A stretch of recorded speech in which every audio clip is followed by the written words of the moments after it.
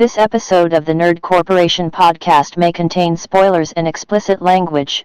Listener discretion is advised. You are listening to the Nerd Corp podcast. This is Carlos Ferro, the voice of Dominic Santiago in the Gears of War franchise, and a bunch of others saying, "Sup, bitches! Chit chat!" Welcome to the Nerd Corporation.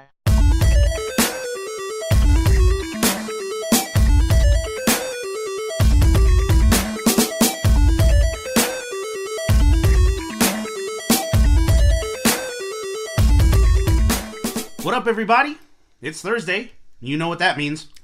The Rams won? The Patriots won? Go sports ball. I don't know yet. Move the thing to the other thing. Put the ball in the hoop. Touchdown. Pop fly in the end zone. Boy, that LeBron James sure can swing a bat, boy. I tell you what. Sports. We said words. What was that like IT crowd like? Oh, what was he thinking? Oh, what is it? Wenger always trying to walk it in, I think. Something like that. Always trying to walk it in. Did you see that ludicrous display last night? No, What was he thinking? No, we don't know because the game is still going on as of this recording. So Sounds like Tom Brady's. He's doing it. He's doing well. doing the stuff he does. I don't know. it's all right. I mean, like, I just didn't want to watch another fucking Super Bowl with Tom Brady in it because the guy just irritates I me. watched to the no first end. half. I mean, it was a good game, though, because, like, no one was scoring. Like, Patriots got a field goal, and that was fucking it. And even that wasn't until, like, way later in the second quarter. that's ridiculous. But, like, yeah, so it was kind of fun, because at least it wasn't, like, some ridiculous blowout. Yeah. But I hope everybody's cheating on their diets tonight during the Super Bowl as of this recording. And as of this recording, the Patriots are winning. 10-3. Imagine that. 10-3. Imagine that. But yeah, go ahead. Cheat on your diets. It's Tom Brady's cheat day too. Hey, yay! Heyo. But no, it's nothing like that. It's podcast day. It's podcast day. Of course. Forget every It time. is? Yeah. Welcome to Season 3, Episode 6, War Never Changes. We are going to be talking about the Fallout franchise and all the cool games they're in. Don't say anything, Cole. I'm saving it. Oh, we'll I'm get there. saving it. We'll get there. We're going to get there. Like, I can just, it's palpable. I can just Yeah, you feel can- them See, when I just mentioned- ready to fucking pound. When we were It's like that Chappelle Show episode. Hey. when we were trying to figure out what to do Oh, this God. week's episode on, and I said Fallout, I didn't even think about that. I was just like, Fallout? Because I'm like, we haven't done a Fallout episode yet. Then as soon as I mentioned it, I was like, oh, this could get ugly. Ugly quick. It will. Fuck you, Cole. Let's get on to some nerd news. What do we got, guys? There's a new rumor going around about a new Sony patent that could point towards PlayStation 5 backwards compatibility. Which, I mean, you're probably thinking, like, no shit. You know, I've been on record saying, like, That it won't. there is no possible way that Sony would make another console without at least having it be able to play the last generation's games. Yeah. Especially with how well the PS4 is sold. Yeah. There is absolutely no way they would not do that. But the thing is, let's see. A new patent filed by Sony points to a possible backwards compatibility for an upcoming console, likely the PlayStation 5. Since we haven't seen a backwards compatibility on a PlayStation console since early generation PS3, this feature could be huge, blah blah blah. The patent suggested the PlayStation 5 would be capable of running software from legacy devices, in example PS3, PS4, and so on. That this would occur with the tech that would trick the legacy software into believing it was being run on a legacy device. So it almost kind of sounds like what the Xbox is doing. Yeah. That's exactly what the Xbox is doing. I don't know where I heard this rumor too, but I also heard that they're doing like all legacy consoles, so including PS2 and PS1. So I don't know. I think that'd be really cool. But yeah, you're out of your goddamn mind if you think that Sony's gonna make a PlayStation 5 that doesn't play PS4 games. There's no possible way. At the very least. There's no possible way. That's a lock. That's guaranteed to happen. I have like two brief pieces of news. The first one, this was, let's see. Yeah, this was from the end January 31st, 2019, so it's still pretty fresh. But basically, the original Terry McGinnis from Batman Beyond wants to return for a movie. And it's a rumor, and I figured this would be appropriate since we had just done a Batman episode. Mm-hmm. But yeah, the original series star Will Friedle says that he's like ready to go. Of course. Yeah, so Because what the fuck is he doing? no, Yeah. exactly. Like, oh yeah, no, I'm ready to go. Like, I don't have any plans. If you guys are bored, Like, I mean, I If did you a guys couple. want to do anything, just hit me up. I mean, I did a couple episodes of Girl Meets World or anything, but I mean, like that. Like, I mean, those are just contractual. Man, we can dip them bitches. We don't care, man. It's all right. You say the word, homie, I'll come. I'm out there. But yeah, if there's any clout to that, I am all on board. As long as Michael Keaton's Bruce Wayne. Yeah, exactly. The other little thing I have, and it's mostly a video, so I'll try and post it on the page. But we got a first look at Jordan Peele's Twilight Zone reboot. Oh, Yeah. The reboot will be it's called The Twilight Zone. They'll post it on April 1st with 2 episodes. And there was apparently a teaser during the Super Bowl, which I did not see yet. But we got a pretty good cast so far. Like notable names, we've got Greg Kinnear, Kumail Nanjiani, Adam Scott, Ike Barinholtz, Oh, nice. Stephen Yeun. Nice. Yeah, so it's set to be produced by CBS. Man, Jordan Peele's busy. Yeah. There's not a lot else on it, but they basically hijacked the Super Bowl and showed a teaser here. And there's a video right here, which won't do us justice now, but I'll post it on the page right now. But that's dope, though. Man, Jordan Peele's busy as fuck. Take that, Black Mirror. We got one now, too. I'm wondering how much is it going to ape off of Blackbeard. Blackbeard. It's got to be hugely similar, right? Well, Like, I mean, the Twilight Zone was the shit back in its day. yeah, of course. Like, So- Black Mirror would, pretty much aped off of, Yeah. you know what I The mean? old Twilight. So yeah, it's pretty much like the Uncharted Tomb Raider thing. So. Yeah. So, that'll be Well, dope. as of this recording, it's shared to the page, so you guys can check out the It's a teaser rad there, trailer, unless you saw it during the Super Bowl. which, to be honest, you probably did, because 2/3 of the country right now are watching the fucking television. But not us. all right. So for my piece of news, we have a new movie of My Hero Academia coming out. We've got My Hero Academia 2 Heroes coming out. It is coming out on April 26th or March 26th? March 26th. On Blu-ray. Yeah, on Blu-ray, and it is currently available to pre-order.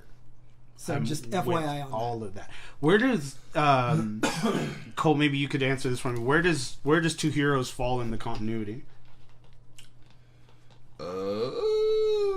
I think it's its own story. Is it? So that. Yeah, if I remember right, it was actually like a separate story, yeah, like a self-contained sort of. it focuses a lot on All Might. Yeah. When he's younger. So I would imagine that, because like I said, there was, or what, we were talking beforehand. I know that there is like a moment in the new series where it's like alluding to the fact that, okay, the movie happened here. Yeah. Here we go. I can't remember though. So this movie is going to be, it's set between the 2nd and 3rd seasons. Okay. Yeah. Okay. Yeah. So it's Makes set sense. between the 2nd and 3rd seasons. And that's really all it says. It sounds like it's just a movie that you can watch. Like, if you... Obviously, you're not going to know what the hell's going on if you don't know who the characters are and such, but if you're, like, even the basis of base My Hero Academia fan, then it sounds like you'll Here we go. the movie. So All Might is invited to a summer trip at Eye Island, a man-made island where top scientists of the world reside and perform research on quirks, etc., etc. He takes Deku as a guest, and then basically, reminds him not to let their secret out. And then after they arrive, there's a reunion with David, and All Might gets tired and depowered. And then they basically, these guys discover that, you know, his quirk's almost spent. Yeah, this is really wordy. It makes me wonder, because that's the big thing with the new Dragon Ball movie too, the Broly one. I really want to watch that, but I don't know how far up to date I have to be to watch that, because they're all going fucking blue hair and shit, and I'm just like, I don't fucking know. I'm used to yellow haired Goku. So Wolfram, a mysterious villain, arrives and takes over the security system, and then starts restraining the pro heroes. So yeah, no, it's totally just its own, like, self-contained, separate story. That's cool. I'm with that. Yeah, it sounds really cool. So over this week, we've had a bunch of people play Kingdom Hearts 3. Cole, you have been one of them. Yeah. You've finished the game, yes? Yeah, I did. Talk to us about it. Do I have to? Well, okay. So you weren't excited to play this because you're excited to play this. It was just. No, I was excited to play it. Were you? Okay. Yeah, I love these games, you know, for more than one I know reason. you were saying that a huge part of it was the nostalgia. The nostalgia, yeah. I mean, there was a big part of it that it was like, yeah, I feel like I have an obligation to see these characters' stories through, just because I place so much emotional resonance in them. I've never actually been disappointed with a Kingdom Hearts game until now. This is like the least Kingdom Hearts game ever made. Like, yeah, it's got the story, it's got the characters, it's got Keyblades and darkness and darkness and darkness and hearts and shit, you know. It's got all that shit in it, you know, that the Kingdom Hearts games are infamous for. But it just doesn't, there's just something fucking off about it. It's just like, the combat's fun, everything's fun. It's a great game. It looks great, it feels great. It's tons of fun to play the combat, but it's just, I can't put my finger on it. Like, what is so weird about this game that it's just throwing me off? I keep thinking of, like, I shouldn't compare it to 1 and 2, but I am, because it's a mainline series. Right. And I can't compare it to, for instance, the handheld games, which for some reason, handheld games for the Kingdom Hearts games are 100%, needed to understand the story. Like, if you didn't play Birth by Sleep or Dream Drop Distance, you would have absolutely no fucking clue what's going on. Me. Like, I mean, like, you can play this game and you can enjoy it, but it's the same thing. Like, I wouldn't walk into Avengers Endgame without watching. It's like, it's the same thing. Like, why is everyone dead? You know what I mean? Like, it's the same thing. There's a bunch of shit missing that's, like, fucking mind-blowing. And to the point where it almost feels rushed, which is really, really fucking saying something. Because how do you rush a game that was announced in 2013? Right. So for those that don't know, the game was announced in 2013, right? So it's like, hey, now in development. I fucking hate that. When you announce a game and it has like a title card that says now in development, it's like, oh, okay, thanks. I'll wait another fucking 5 years. Right. You know what I mean? Like, and for Kingdom Hearts fans, it was like the biggest slap in the face, because the last mainline title we got was in 2006. So 7 years afterwards, and it's like, oh, here you go. We're working on it now. We're just starting. It's like, good fuck. Why'd you say anything at all? And obviously that's why you're seeing a trend in the industry now where it's like especially with, Fallout started this thing, topical for what we're talking about today. Fallout started this trend where it's like, all right, you know what? Trailer.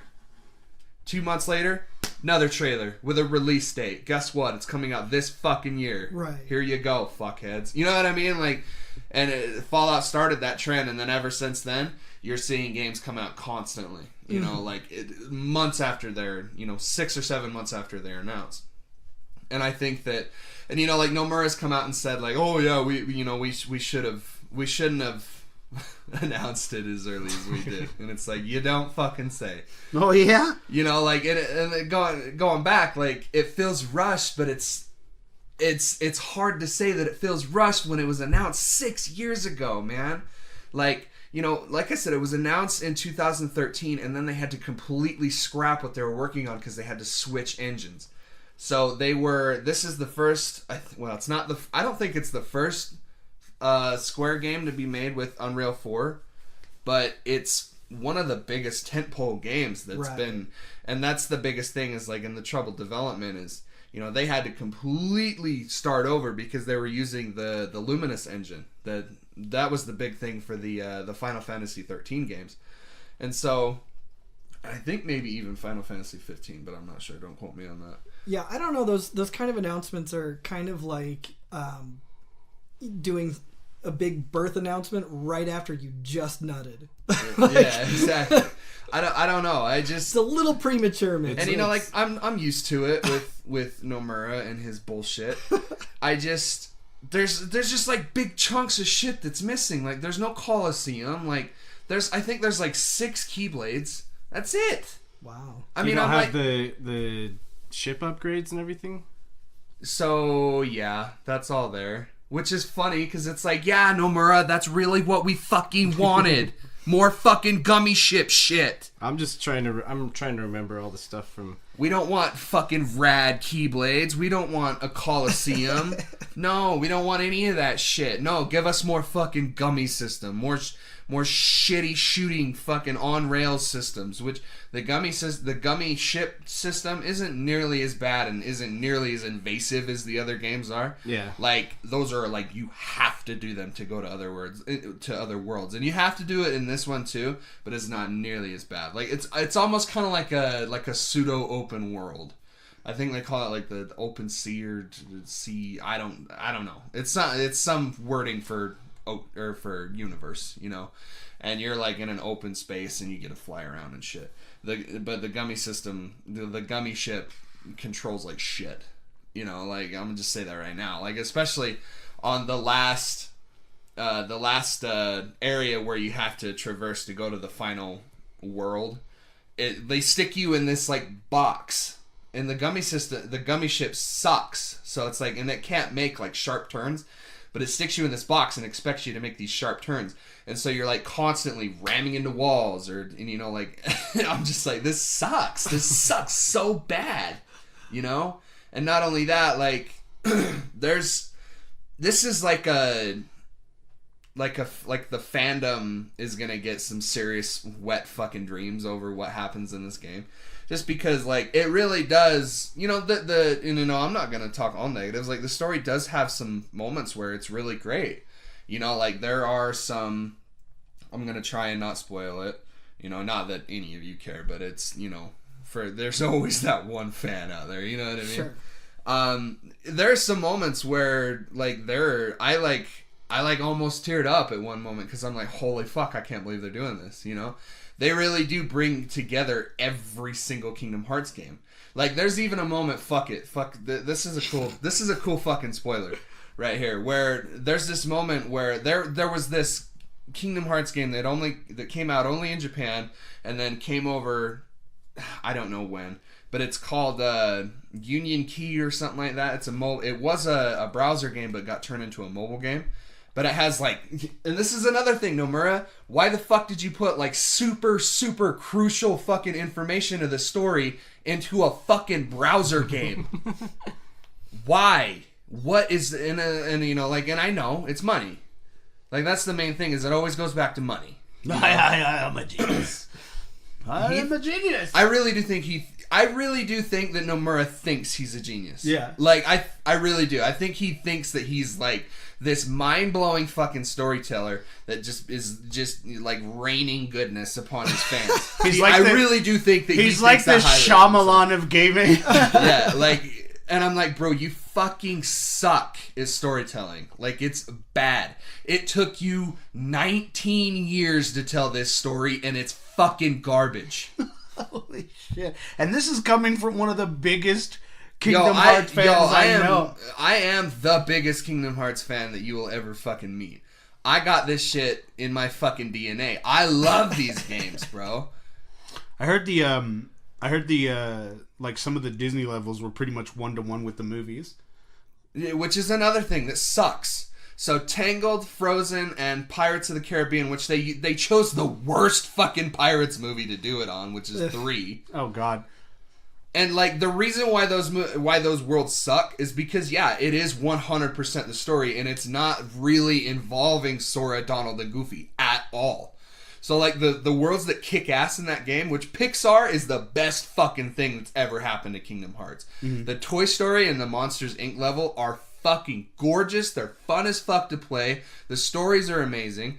They have their own individual storylines that go on to it. So it's, it's like, think right after, the first Monsters Inc. Mm-hmm. Like, it's just, Sully's hanging out with Boo and, what's his name? Wachowski? Mike Wazowski. Was that, yeah. Like, they're all just hanging out and, and the Toy Story one is, what is it? All the toys are missing, so you got to go to a toy store to try and find them and all this shit. No, that's cool. It's fucking rad, like those the what, and that's the biggest thing about why the Tangled and the Frozen and the Pirates, the Caribbean one, just fall flat for me is because like they're telling the story there was a really cool moment in the Frozen level because they actually play like, do you want to build a snowman? They do that one and they do Let It Go. Oh wow! They recreate these entire scenes in game, which is something that should be commended for sure because they're taking these scenes and completely recreating them in their engine, which is fucking rad, And then when Elsa's screaming and and shit, and Sora's just right there, I just thought it was really cool, and I looked at Angela and I was like, I can't believe they're fucking doing this. That's really cool. Yeah, for Disney being as big as they are, letting go of these properties. Lending these properties, not letting them go, rather to lend them to this game. I mean, Disney's a fucking powerhouse, especially now with all the fucking mergers and shit that. And I'm wondering like how much they have in common, or like how much they have say. Right. You know what I mean? Like how much do they have say in what goes on in this game? There is no Final Fantasy characters at all. They've completely moved on from Final Fantasy, which is bonkers stupid to me. Mm-hmm. Yeah, that's what I heard too, is that there's not like even one. And like, I understand, like, their reasoning behind doing that is the fact that there are so many original Kingdom Hearts characters now where it's really fucking hard. Like even on the main cover, there's so many fucking characters there, and I don't think anybody. They're like, there's tons of fans out there that played only 2, and they're like, who in the hell are all these people? You know what I mean? Like, so I'm severely disappointed that there are no Final Fantasy characters in this game whatsoever. There was a mention in the Olympus level where they talk about how Hades used Cloud and Auron. But that's it. That is it. And I like, not even boss fights. Like, those are fucking staples of Kingdom Hearts games. Like the Colosseum fights where you go in and you're fighting Leon and Squall. Those are fucking tentpole things of Kingdom Hearts. And they're not there. So when you don't put them in your game that has been known for, and this, this is not just a Kingdom Hearts thing. This is anything. If you take shit out, people will fucking notice. And we did, and it's like, I can sit here and, dude, we could be here for the next 3 hours if I was going to start bitching about the story, because the story doesn't make any fucking sense. None at all. Like, there are moments where it's just like, hi, I'm here now. What's up? I was dead. I was, like, in terms of storyline, I literally didn't exist at all. I was just a fucking idea. But now I'm here. How you doing? Let's fuck. Like, know what I mean? How did he get here? Like, it's just, let's fuck. Which sucks because it's like my favorite character ever, and it's like one of the worst feelings I've ever had is having, like, watching something happen that's really fucking cool and getting this crazy cool emotional thing out of me. And then an hour or two later, I think about that scene and realize how fucking stupid and nonsensical it is. And then just realizing, like, that really wasn't as fucking cool as I thought it was. You know what I mean? Like, I'm sorry. Like, dude, I've been drinking the fucking Kingdom Hearts Kool-Aid since 2002. I really fucking have, you know, and, like, I've gone back and forth on the internet, and, you know, you can only be called stupid for your opinion so many times before you eventually just give up, which is hilarious because I posted that shit on Facebook, and I got endless amounts of shit for it, right? Yeah. Mm-hmm. I go on Reddit, completely different world. People on Reddit are fucking pissed over this thing. Dude. And Reddit's like social media mecca. Yeah, and so, like, I trust their opinions. Obviously, you know, I'm going to align myself with, you know, the people that have the same opinion. But I don't think Nomura should be in charge of writing these games anymore. And, like... Well, these games are supposed to be over after this. Like, no, wasn't this supposed to be, like, the culmination? It's the end of the Xehanort saga, so the main bad guy saga. But it ended up feeling like... Oh, my God. It ended up feeling insanely anticlimactic. Mm-hmm. Did I say that right? Anticlimactic. Climactic. Whatever. You know, It's that thing. It's that. Yeah. Fuck it. We'll do it live. You know, and Nomura doesn't know how to end a video game. He doesn't, dog. It's so embarrassing. No more Nomura. Like, obviously, Nomura's going to be involved. Nomura. Yeah. Obviously, he's going to be involved with every single Kingdom Hearts game. I have no doubt. But the thing is that he's insanely sloppy with his execution. You know, you could technically say, okay, you know, this game's done. You really could, and then it hits you with a stinger for another game.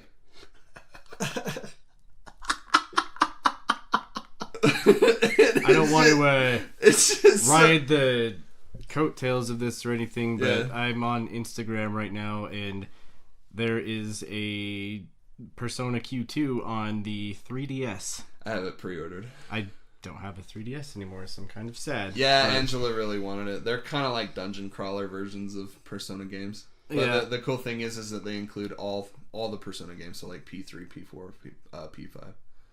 I just saw that. I know we were talking about it that one time, on one of the episodes, but I don't know. I could just be a butthurt fanboy, and to be honest, that's probably all it is. But I mean, not when there's a whole subreddit of butthurt fanboys just like you. There's so many holes in the plot, and like the thing is, dude, is I can let the plot holes go. I really can. I have been. You know, the only Kingdom Hearts game that ended fucking coherently was the first one. You know, and Nomura has this way of writing where when he's writing the first game, or when he's making the first, you know, when he's making the game he's working on right now, he's thinking of the next game. So he's writing the next game on top of making the game that he's already on right now. And it's like, and you know, like there are instances where that works. It doesn't work very often. That could be good as long as you don't let the current story suffer for it. But it does. Yeah. In spades. You know, it does slow it down. If you're a good enough writer, you can keep the future in mind and, you know, write for the present. Brings me to the thing I was going to bring up here, talking about, you know, like completely scrapping and starting over. They're doing that with, what is it, Metroid Prime 4? How they got there's a new studio doing it, and they just were like, nope, we're starting everything over. It's not a new studio, it's the studio. Retro Studios is the people that used to do the Metroid Prime game. Oh, I thought that they got somebody else to do it, and they're starting it. Well, see, that's what it was beforehand. That's why everyone was so lukewarm on that announcement. Not only because they didn't show anything, they just showed a title card. Yeah, they showed nothing. But they also came out and said, yeah, it's being made by these guys, and they're like, who the fuck are these guys? You know, and it's like, why isn't it being made by Retro? Yeah, you won't. I would be surprised if that game was even a Switch title at this point. Like, that game is so far out. If they're scrapping everything... What else would they put it on, though? The next Nintendo system. Do they even have any idea of, like, that? what that is? I don't have any idea. I don't know. I really appreciate Nintendo's candor with that, just because it's incredibly difficult, especially, you know, Nintendo's a very traditional Japanese, you know, company. Yeah. They don't like to be, you know, they don't like to show weakness, Right. basically. You know, it's the same thing with, like, the great PSN leak and all of the Sony executives going up on there and, like, bowing for, you know, a minute to 2 minutes just to say, hey, we're sorry. Like, I think it shows incredible growth within Nintendo for them to come out and say, hey, you know, you guys really you really want to see this game, but we don't have anything to show you right now, just because it's not going along. Which, I don't know, like, I wish that we could avoid situations like that, but obviously you can't tell the future, so you can't really ever tell what's going to happen. So, by the way, Patriots won. The No Super shit. Bowl. Mm-hmm. Let me go Go down. fucking figure. By how fucking much hell. did you say? I didn't see. I didn't. Whatever. I 'cause don't mean, even I fucking didn't give care, enough of a dude. shit to. I don't know. Kingdom Hearts 3 is a massive fucking disappointment to me right now. I'm in the middle of platinuming it. I've seen the secret ending. I've seen all of it, bro. I've seen all of it, and it just doesn't click with me. You can call me whatever you want. I don't know. But I have been a massive fucking fan since the beginning, and waiting the large. This is what it boils down to. Waiting the large amount of time that I waited to see the end of these characters' storylines, and it ended up being as lukewarm as it is 100% unacceptable. Whack! Not only that, you know, you had 6 years to make a video game, and you ended up scrapping a lot of the shit. I want to know, like, how much of this shit got taken out. Was there a Coliseum? Was there more worlds? Was there more Keyblades? Like, all this shit. I want to know all of it. You know? One big thing, you know, to wrap up, the music is fucking amazing. Like, it's some of the best Kingdom Hearts music ever. It's basically just like a greatest hits, and they, like, revamped all of it. Like, they re-recorded all of it with orchestra and shit. The boss fight at the end has one of the coolest fucking songs ever made in it, which is sad because it's a really kind of lame boss fight. Which is, you know, just again speaks to my point of, like, we've waited forever to see the ending of this story, and it's Huge letdown. It's not really a huge letdown because, you know, like, and even that, I played it on proud mode. I played it on the hardest difficulty, and I still beat it. Like, I only died once. Oh. Which is bonkers to me because I suck at Kingdom Hearts. Blew my mind because I saw you sent me that Snapchat, Cole, after you beat it, and I was like, isn't this like a fucking 80-hour game? Like, No, this is a 30 hour game. Wasn't it supposed to be like upwards of like 50 or something like that? I don't know. I mean, 30 to 50 is par for the course for a Kingdom Hearts game.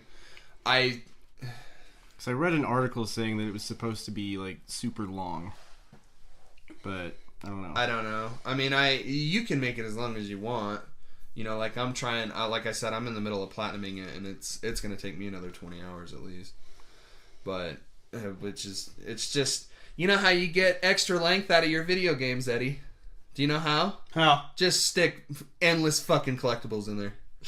Endless. That's what I heard. Mickey That's another Mouse thing. parts. Yeah, I heard there were a bunch of, like, just There's over tedious 300. Jesus fuck. Over 300. I'd have given up. It's Whack. disappointed. That's all I'm going to say right now is, like, I'm just insanely disappointed. Just that Hannibal Buress meme. Whack. I expected to have a super compelling and satisfying conclusion to a fucking storyline that started in 2002, but alas, we did not. The Ground Rat came out and told us that it's in early spring this year. Thank fucking God. I mean, he's usually wrong, so Yeah. fuck him. Tony Phil. I saw, like, just, like, the ceremony for that. Dude, people really show up for that That is shit. so funny. Dude, like, they were, like, it looked like the fucking Million Man March. No, it's exactly. I saw something like that too a couple years ago, and it's exactly almost how they portray it in, like, the movie Groundhog's Day. Yeah. Like, there's a bandstand and everything. Yeah, no, there's like throngs of people that go I there, just want to get That's baked as hilarious. fuck and then go watch it. right? And it's You're like, just oh like- shit, he came I out, just sit bro. there chuckling at him, like, ah! It's Oh shit, dude! What it's does like, it mean if I stop can the see? fucking band? You're gonna scare him. What does it mean if I can see my shadow?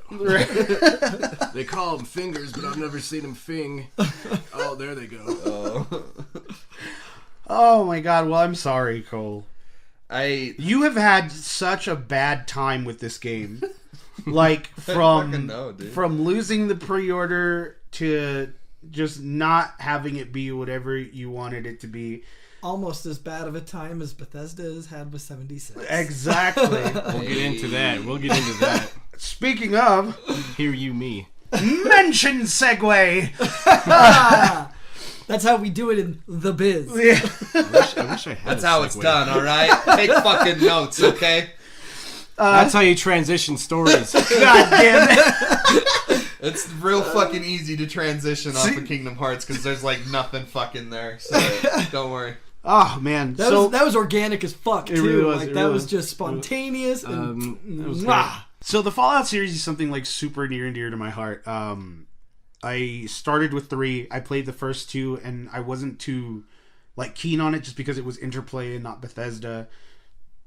And you know how I ride that Bethesda dick, son. Like, Way too hard. Way Dude, too the original Fallouts though, Fallout 1, 2, and Tactics are awesome. they're I've heard pretty they're cool. great They're games. pretty cool games. I have them all on Steam. I remember they were selling them. They had them all on sale once. All 3 of them. It was like $20. They're 100% different though. Oh They're yeah, like By the way- they're all completely different turn based. games. Like Are you- it's all turn based. Are you pretty hyped for that that new space game that's done by the New Vegas people? The Outer Worlds. Yeah. Yes. I think that looks sick as fuck. Who was it? Obsidian? Yes, Yeah. yeah. Yeah. Oh yeah. From no, the original creators of Fallout. I love how they do that. Yeah. So You hear that, Todd? the original. Not you. I'm still having fun with that game. Fuck the both of you. Dude, you never tell me to jump on or anything. No, I know. I haven't been on there for like. It's because he doesn't want to. He doesn't. Here's the thing with Eddie, okay? And I've noticed this over time. He wants all the joy for He himself. doesn't want to admit that he wasted. Not really wasted, because you've definitely got your money's Well, worth. I like it. I think it's a great, fun game. I really do like this. And it could not. It might not say this about you, but I really do think that there are people out there that try to justify the fun that they're having with games. Like, I feel like there are serious objective flaws with that game. Lord knows that when you posted in the gamers group, we saw that with Kingdom Hearts. Yeah. Yeah, we saw it. I saw, because I was going through and reading them because I'm a moderator on there, and I'm like, oh god, I gotta like go through and make sure no one's like attacking people or whatever. But Yeah, God forbid you ever say you don't like or that you like something, because it's impossible to fucking, like, I know I give you ounces and, you know, like, an endless amount of shit for liking that game, but, like, I don't fucking care that you play that game. I'd rather you play a different, better game. A different, better game. Just because I fucking care about you, but that's all. Like you know, You eat a bag of dicks. I know. Those he fucking got, guys he on got that. his comeuppance. Those fucking guys on that post, they can go fuck themselves. They didn't really say anything that bad to me, but well, it's his story, so well, yeah, like the what. Well, that one, we're not saying it don't be in the story. Just all I said is that I would prefer that Nomura had nothing to fucking do with the writing. That's all I'm saying. yeah. Just because he's a fucking moron and he has absolutely no idea of coherent storytelling or structure, for that matter. And here's the thing too, is that like people act like because you like a game that you are just wholesale like saying no, everything they did is perfect. is pardonable and Yeah. is totally And okay. that's not the Like, case. and that's not what it is. Like, yeah, there are problems with it. There are plenty of problems with it. That And doesn't mean I yeah. don't have a good fucking time playing it. And not only that, but like you also got to take into account that people enjoy video games in different ways. Yeah. You know what I mean? Like, so it's nothing- like you obviously enjoy Fallout in a different way than I enjoy We haven't Fallout. even gotten to that point yet. Well, and nothing We're fucking... like, I love some of the flaws of this game. Yeah. They make me laugh my ass Well, I mean, off. it's and a Bethesda think game, It's like, great. yeah. Like when I load in and I'm just a naked head floating, like that is the highlight of my day. And I get like I think I Man, even you need told to go outside. No, I think like that I- MST3K I episode with the head and the thing. Do you remember that one? where it's the chick that like yeah. It's so Oh, funny. somebody go refill her neck juice. Yep, that's the one. But no, like Go listen to Thursday AD. That's our Mystery Science Theater. 3000 episode. And this has been Eddie NPR? Lyon on NPR. Here comes a droning saxophone solo. But no, like I like to me that shit is hilarious. And I even told Eddie like there was one time where we were playing and I loaded in without any of that and I was like, "Oh, Yeah. that makes me Yeah, kind of well, sad." yeah. I'm not ahead. It reminds Like me of this- when I was living with a friend of ours, and she had her like awesome PC set up in her room, and this is when I had my original one that I upgraded from, and I couldn't play Skyrim at what I wanted to, but she had it, and she was like, "Oh yeah, you got to come in and look at the nude mod," and I was like, "Yeah, okay." So she's playing, she's like running down, and you know how like in games like this you get the random encounters that come up and you can say yes or no. So this woman ran up to her character and was like, "Oh, I need some help," and you look at her and she's completely naked and she has a dagger like just floating next to her hip because there's no Yeah. weapon strap. Yeah, no, dude, like some of those load-in glitches or See, but that's a Bethesda thing. That's a Bethesda trademark. Like they're like that. fuck Todd. That They're like shit is I some read of on the my favorite. internet that our games have a few bugs. Really? Because that patch that I like- read about that you guys just put out reintroduced all the old ones back into the and game. we'll get to that. I just think it's like why? It was just a weird approach because like Yeah, well, yeah. Bethesda games are known to have like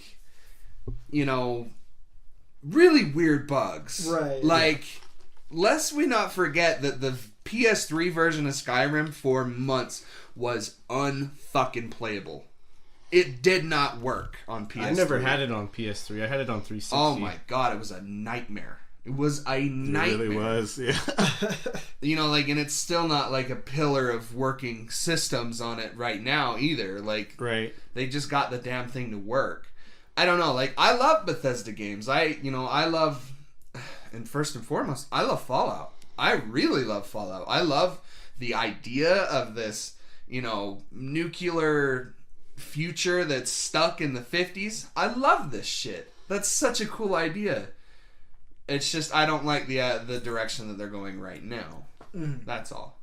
Because you will not see another Fallout game for probably another 10 years. Easily. You're going to play Fallout 76 with me. I am not fucking going anywhere near that. You're going to play Fallout I'd rather 76? stick Maybe if it fucking goes free to hot play. shards of glass in my dick. like I honestly hope it does. If it goes free to play, that's my birthday wish is that you play Fallout 76 with me. All Oh right. shit! Speaking of which, Calling in the birthdays. it is Eddie's birthday month right now. It is the month So, of February. shout out February over the- 25th. I over accept the airwaves. all kinds of video game currency, booze, food, and money. So Shout out to Eddie for hoisting himself out of the vagina trap yeah, that he was All stuck month long? inside. Jesus, He had to scratch and claw his way out. just right into the light.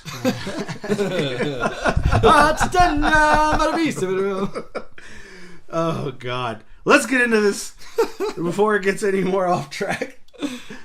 Fallout is a series of post-apocalyptic role-playing video games created by Interplay Entertainment. The series is set during the 22nd and 23rd centuries, and its atom punk retro-futuristic setting and artwork are influenced by the post-war culture of 1950s America, with its combination of hope, for the promises of technology and the lurking fear of nuclear annihilation. A forerunner for Fallout is Wasteland, a 1988 game developed by Interplay Productions, to which the series is regarded as a spiritual successor. Released in 1997, Fallout takes place in a post-apocalyptic Southern California beginning in the year 2161. The protagonist, referred to as the Vault Dweller, is tasked with recovering a water chip in the Wasteland to replace the broken one in their underground shelter home, Vault 13. Afterwards, the Vault Dweller must thwart the plans of a group of mutants led by a grotesque entity named the Master. Fallout was originally intended to run under the GURPS. GURPS? GURPS. Whatever the hell that is. Role-playing game system. However, a disagreement with the creator of GURPS, Steve Jackson, over the game's violent content required Black Isle Studios to develop a new special system. Fallout's atmosphere and artwork are reminiscent of post-World War II America and the fear that the U.S. was headed for nuclear war. Fallout 2 was released in 1998 with several improvements over the first game, including an improved game engine, the ability to set attitudes of non-player character party members, and the ability to push people who are blocking doors. Fuck out of the way. Right?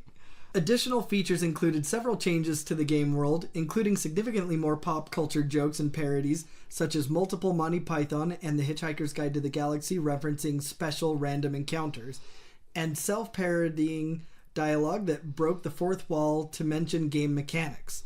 Fallout 2 takes place 80 years after Fallout and centers around a descendant of the Vault Dweller, the protagonist of Fallout. The player assumes the role of the Chosen One as they try to save their village, Arroyo, from severe famine and droughts. After saving the village, the Chosen One must save it again, this time from the Enclave, the remnants of the pre-war United States government. See, I haven't played through all of Fallout 2, just because it's so insanely different from what we are used to playing. Well, and not only... I would love to have seen those mechanics in like Fallout 3, New Vegas, like breaking the fourth wall and stuff like that. Like, I haven't gotten to any of that yet because I have been trying to actually play through the first two. The first two are just so, not only are they different, but there is no hand-holding whatsoever. No. Like, they just let you go, and you're just like, all right, it's like time Fallout 1, you start out like in a cave. Yeah. And you just have to get out of it. Yeah, like... And, well, I mean, they're products of their time. Like, that was insanely popular among games and in culture, just because people really wanted to get their money's worth. I do like the gameplay though. It's all tactical and turn based, and there's even like a Fallout Tactics game as well. Yeah. So moving on to the first Fallout game that I ever played, Fallout 3, made in 2008, developed by Bethesda Game Studios, and released on October 28th of 2008. The story picks up 30 years after the setting of Fallout 2 and 200 years after the nuclear war that devastated the game's world. The player character is a Vault Dweller in Vault 101 who's forced to flee when the Overseer tries to arrest him in response to their father leaving the vault. Once free, the player is dubbed the Lone Wanderer and ventures into the wasteland in and around Washington, D.C., known as the Capital Wasteland, to find their father. It differs from previous games in the series by utilizing 3D graphics, a free-roam gaming world, and real-time combat, in contrast to previous games' 2D isometric graphics and turn-based combat. It was developed simultaneously for the PC, Xbox 360, and PlayStation 3 using the Gamebryo engine. It received highly positive reviews, garnering 94 out of 100, 92 out of 100, and 93 out of 100 average scores on Metacritic for the PC, PS3, and Xbox 360 versions of the game, respectively. It won IGN's 2008 Overall Game of the Year Award, Xbox 360 Game of the Year, Best RPG, and Best Use of Sound, as well as E3's Best of the Show and Best Role-Playing Game. Can we talk about this game? This game's fucking rad, and it's still great today. Yeah, I'm actually playing it on Game Pass right now. Yeah. I mean, we could talk about this game, but it's a little off topic, don't you think? Yeah, it is a little off topic. I don't know. It's like one of those generation-defining games. It really is. It really is. I mean, and not only that. I mean, you had what? You had Liam Neeson as your father. Yeah. Oh, damn! I am Alpha and Omega, the beginning and the end. You know what I mean? Like, jeez. happy birthday, sport. Happy birthday, sport. No, I remember I picked up this game with having no previous knowledge of any Fallout. I Same. was just like, oh, this is a cool looking RPG. Yeah. Started playing it at my house, and then some of my friends were like, hey, what are you doing? I'm like, I'm just playing this game that you have to fucking see. And I took my whole 360 over to their house, and I was like, you got to watch me play this for a minute.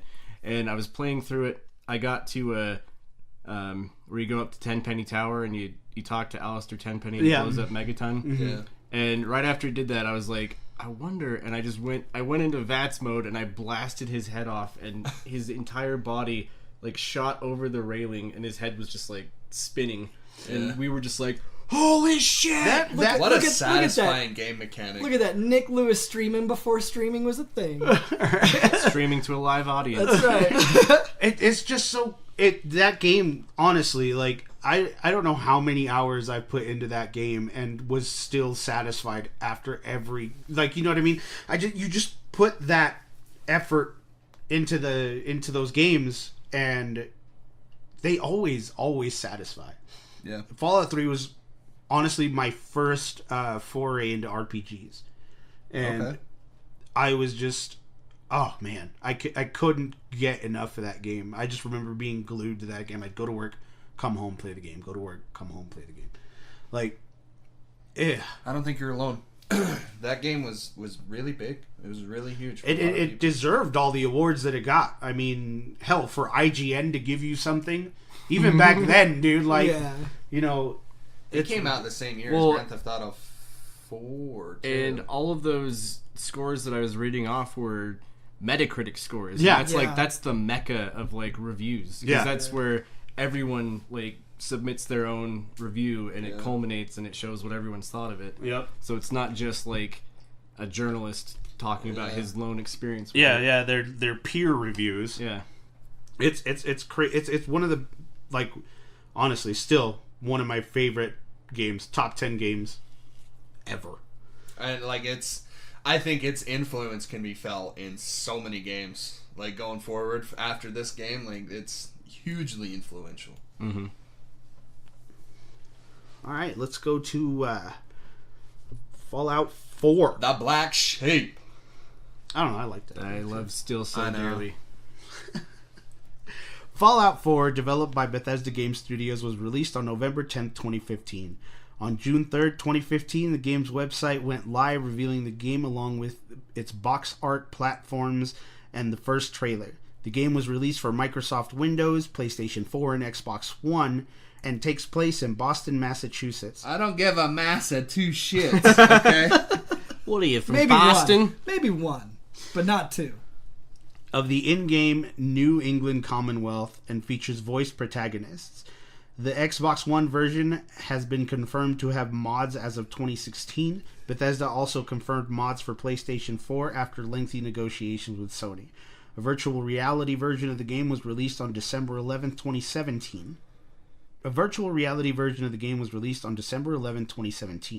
Fallout 4 takes place in the year 2287, 10 years after the events of Fallout 3. Fallout 4's story begins on the day the bombs dropped, October 23rd, 2077. The player's character, voiced by either Brian T. Delaney or Courtney Taylor, dubbed as the sole survivor, takes shelter in Vault 111, emerging 210 years later after being subjected to suspended animation. The sole survivor goes on a search for their son, who was taken away in the vault. That's one of the things I really liked about Fallout 4 is you got to experience life before everything happened, and It was a cool thing. And then all of a sudden, like, it's pandemonium as everyone's trying to get to the underground vault. And I found that in the game, because I was playing the game and I was like, I wonder what happens if I just don't go up there. And so I just like walked around the neighborhood or whatever, and then all of a sudden in the distance you just see this like Mushroom shockwave cloud, coming towards you, and you just instantly die if you don't go there. Shit. Yeah, but That part was just funny to me because it was a bunch of Bethesda NPCs all running into place. yeah. To the same place. But I remember when this game, I was like I was the conductor of the fucking hype train for this game. Oh, yeah. Like I was working at a gas station when it was set to come out, and I convinced the graveyard guy to come into work like 30 minutes earlier. Yeah. Because I was at Chevron, and so I could just walk over and get it from Hastings. Yeah. And, I remember that. Yeah. Good old Hastings. Yeah. R.I.P. But I don't know what it is about this game. I don't know if I like hype myself up too much, but it was a slight disappointment to me. And I think it was just because it was more of the same thing. I feel like they didn't really add that much. I don't know. Fallout 4 is one of those games that I've been patiently like waiting to get back into, just because I've been waiting for the right time for the inspiration. You know what I mean? Like, because you have those moments, I don't know, like as gamers where it's just like, I have this urge to play this game now. Like the playing that game sounds like a real fucking good time, and I'm waiting for that for Fallout 4. See, I have it on. I've been playing it here like off and on my PC, and I mean, it just, I can play it better on my PC than my PS4. And I'm wondering what's going on with, because there's this idea where, you know, and they say the same thing for Final Fantasy too, where it's like your first is your favorite. And because I know that Angela's first Fallout game was Fallout 4, and she loves this game. She platinumed that game, you know, and she's not real hot on 3. So I'm wondering if it's just like if they're suffering from the same success. I don't know. I love 3, but honestly, New Vegas is my favorite in the series. Yep. Yeah. And I started with 3. 3 is phenomenal. 3 is one of my favorite games, but New Vegas is probably where it's at for me. Even through like all of them. It's a common sentiment, yeah. Yeah. So I mean, I don't know. It might be. There's definitely a possibility for it. I love the graphics overhaul they did. Yeah. I liked that still loving that same engine though, huh? What was it? When you create your character and you can switch back and forth, and they're like doing it in real time, like, oh, here, let me get in there. Yeah, that was cool. And you could create a character more in depth than the other Fallout games. Like, I really enjoyed that. You used to see some people making like celebrities and stuff like that in Fallout 4, even like after it came out. Like somebody made Conan O'Brien and like Harley Quinn and and I think Taylor Swift was even one of them. But yeah, I have Game of the Year on PS4 and on PC just because I'm like, I don't know, I haven't played all of the DLC for Fallout 4 yet, most of it, but not all of it. So that's kind of the reason I started playing it again. Yeah, makes sense. Yeah, I've done all of Fallout 4's DLC. Nuka World was probably my favorite one out of all of them. That looks rad. Nuka World was the dopest one. I really liked the robot one because it was so seamless going into it. Like, it was almost like it was part of the story. Yeah. And just the whole fact that you could build your own companion, like, out of used parts that you got and upgrade them. I thought that was badass. What year did The Witcher 3 come out? Was that 2015 as well? I gotta look now. Because I think that might have had play into why I didn't enjoy 4 as much as I thought I would. Because The Witcher 3, like, literally decimated every game that came out that year. Yeah, May 19th. Wait, yeah, 2015. That's gotta be why. Because have you played The Witcher yet? I've only played, like, a sliver of The Witcher. You want to talk about a game that you can, like, literally lose, like, weeks. I still haven't beat that game. Neither have I, because it's just so fucking gigantic. And I bought the Ultimate, like, Game of the Year, whatever edition that came with everything. Like, that comes when with, when that other games, when that DLC. came out, when that version came out, and really? I still haven't beaten it. No shit. Yeah. Fallout New Vegas was developed by Obsidian Entertainment and released on October 19th, 2010. The development team included developers who had previously worked on Fallout 1 and Fallout 2. Fallout New Vegas is not a direct sequel to Fallout 3. Rather, it is a standalone product, which is really good. I really like that they did that. Like, I really like that it's a standalone product and it had nothing to do with it. Because all the other games are like, this is 20 years after this one, and this is 15 years after this one. Not only that, it like gave it freedom. Yeah. Like, it gave it the freedom to be whatever it wanted to be. And I really like that story. I think just because being from that general area, it made me like feel like cool. You know what I mean? I don't know I if get any of what you you're guys saying. knew this, but I came across this randomly. Benny, the antagonist, he's voiced by Matthew Perry. Oh, are you serious? Dead serious. I didn't know that. Yeah.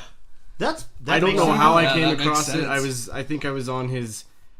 I looked him up on IMDb because Benny was talking in the game, and I'm like, that sounds like fucking Chandler, dude. And I looked it up, and I was like, holy shit, it is. It is. That's crazy. That's badass, dude. Like, I didn't know that. Events in the game follow 4 years after Fallout 3 and offer a similar role-playing experience, but no character from that game appears. The player assumes the role of a courier in the post-apocalyptic world of the Mojave Wasteland. As the game begins, the courier is shot in the head and left for dead shortly before being found and brought to a doctor in the nearby town of Good Springs, marking the start of the game and the courier's search for their would-be murderer. The city of New Vegas is a post-apocalyptic interpretation of Las Vegas. Obviously. Am I wrong in saying that game was the first one to kind of give you multiple factions to side with? I think the third gave you Brotherhood of Steel, the Enclave. You're right. Yeah, gave you those two. Yeah, but this one has like It has the house. Yeah, it the has house. The NCR. The NCR, Kaiser's Legion. Aren't they like way different endings too, depending on who you start with? Yeah. Mm-hmm. Yeah. Because that's not how it is in 3. It's similar to 4 because you can do Yeah. either the Railroad, the Institute, or the Brotherhood. And the only one that I've ever fully finished in 4 was the Railroad. The Railroad. While hunting wabbits. I wasn't even reading either. The Railroad, when you get up to the top and you fucking just blow up the Institute. Like, that's the only storyline in 4 I actually finished. I did the Railroad and I did the Institute, but I never did the Brotherhood. They make them so fucking unlikable. Yeah, Like, the Brotherhood. The Brotherhood in 4 is so fucking unlikable. I just like, why would I want to do anything? I did for do you? the Brotherhood on my first playthrough, actually. All right, so Fallout Shelter is a simulation game for Microsoft Windows, iOS, Android, Xbox One, PlayStation 4, and Nintendo Switch. The player acts as the overseer, building and managing their vault and its dwellers, sending them into the wasteland on scouting missions, and defending the vault from attacks. Fallout Shelter was released for iOS on June 14th, 2015, Android on August 13th, 2015, and for PC on July 15th, 2016. On February 7th, 2017, Bethesda launched Fallout Shelter on Xbox One. And on June 10th, 2018, Bethesda announced and launched Fallout Shelter on Nintendo Switch and PlayStation 4. In late 2016, Zen Studios developed a virtual pinball game based on the Fallout universe as part of the Bethesda Pinball Collection, which became available as part of Zen Pinball 2, Pinball FX 2, and Pinball FX 3, as well as a separate free-to-play app for iOS and Android mobile devices. Yeah, I remember when Shelter, when like they just did like a bomb drop, like, hey, it was during E3, and they're like, yeah, you can play this game after this broadcast. Like,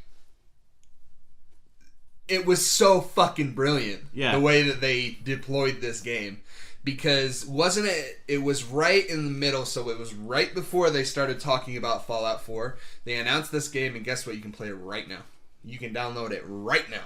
Because they did that fucking, yeah, we have this, here's this new Fallout game. Oh, I don't think we have anything else, do we? Oh wait, no, here's this. And like they did that whole fucking fuck you, Todd. Yeah. You cringe bastard. No, I that game was so fucking brilliant because it built so much fucking hype for 4. Holy God. Yeah. Can you imagine how many fucking people downloaded that bitch just because they were like, fuck Fallout, fuck yeah. You know what I mean? You know what I mean? Fallout, fuck yeah! Why you gotta be doing the flexing? I just like, Jeez, man. I can't imagine like how Bro, many do fucking... you even Fallout? Like, I think even mobile people, you know, people who fucking shit on mobile players all the time were like, yo, I don't give a fuck. Fallout on mobile. Did you guys ever make it all the way down? No. No, neither did I ever, dude. Like every time I started, everything just went wrong every time I played that game. dude. Like I think the farthest I went down, I was able to get one of those like giant nuclear power stations. You know, like the ones that you get after getting like 50 people or whatever. Yeah. Cole over here playing footsie with me. Yeah, you are. But I consent. if you play that game on PlayStation, they put out like free shit that you can get for that game, like as part of PS Plus. Yeah, yeah. So Fallout Shelter was like that was the first Fallout game I've ever played. Yeah, you were telling me that. Yeah. Yeah. And like I mean it was don't shake your head at me. No, I mean it like and so I was I had no fucking idea what I was doing. I mean it was fun, but like I just had to quit after a while because I'm like I literally don't know what the fuck I'm doing here. Like Yeah. what's the goal? I don't get it. I can't tell you how many times I made new vaults Yeah. because I got upset because I couldn't do it. Like, oh, I gotta pay money to get rid of this rock. Yeah, seriously, dude. Like mole rats and rad roaches, the two like weakest things in the fucking Fallout universe, were the bane of your existence in Fallout Shelter. Because if you didn't take care of one, they were just jumping into these other fucking layers, and then it was over. And then people are dying, and you got to spend money to revive them all, and then there goes all your money. And then where's the money to build more shit? It was nuts. That game was cool though. I made it like 13, 14 levels before I just couldn't do anything else. I mean, I could only make it like 8-ish, 9-ish levels before I was like, okay, what? What? What? Huh? All right, so of course we are referencing Fallout 76. The game was announced on May 30th of 2018. The day after my birthday. Oh, what a terrible birthday present! I'm sorry. It was the best birthday present. It was. I got a free game. Yeah, so see, I spent $160 on that game. Poor son of a bitch. Let's see. The announcement was preceded by a 24-hour Twitch live stream that showed a Vault Boy bobblehead toy in front of a monitor with the "Please Stand By" test pattern screen that teased the announcement. This stream was watched by a total of over 2 million people and over 100,000 people watching at almost any time.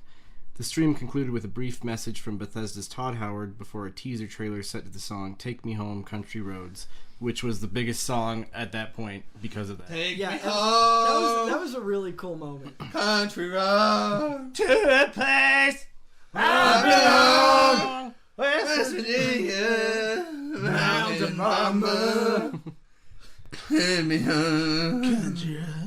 This game fucking sucks. Shut up, no it doesn't. The trailer features scenes of Vault 76, a location regarded in Fallout 3 as being a control vault in the Washington, D.C. area that was not subjected to experimentation. Which is decorated to celebrate an event referred to as Reclamation Day, a Pip-Boy device listing the current date as October 27th, 2102, just over 25 years after the Great War, an unknown dweller of Vault 76, and a broadcast containing the statement, "When the fighting has stopped and the fallout has settled, you must rebuild."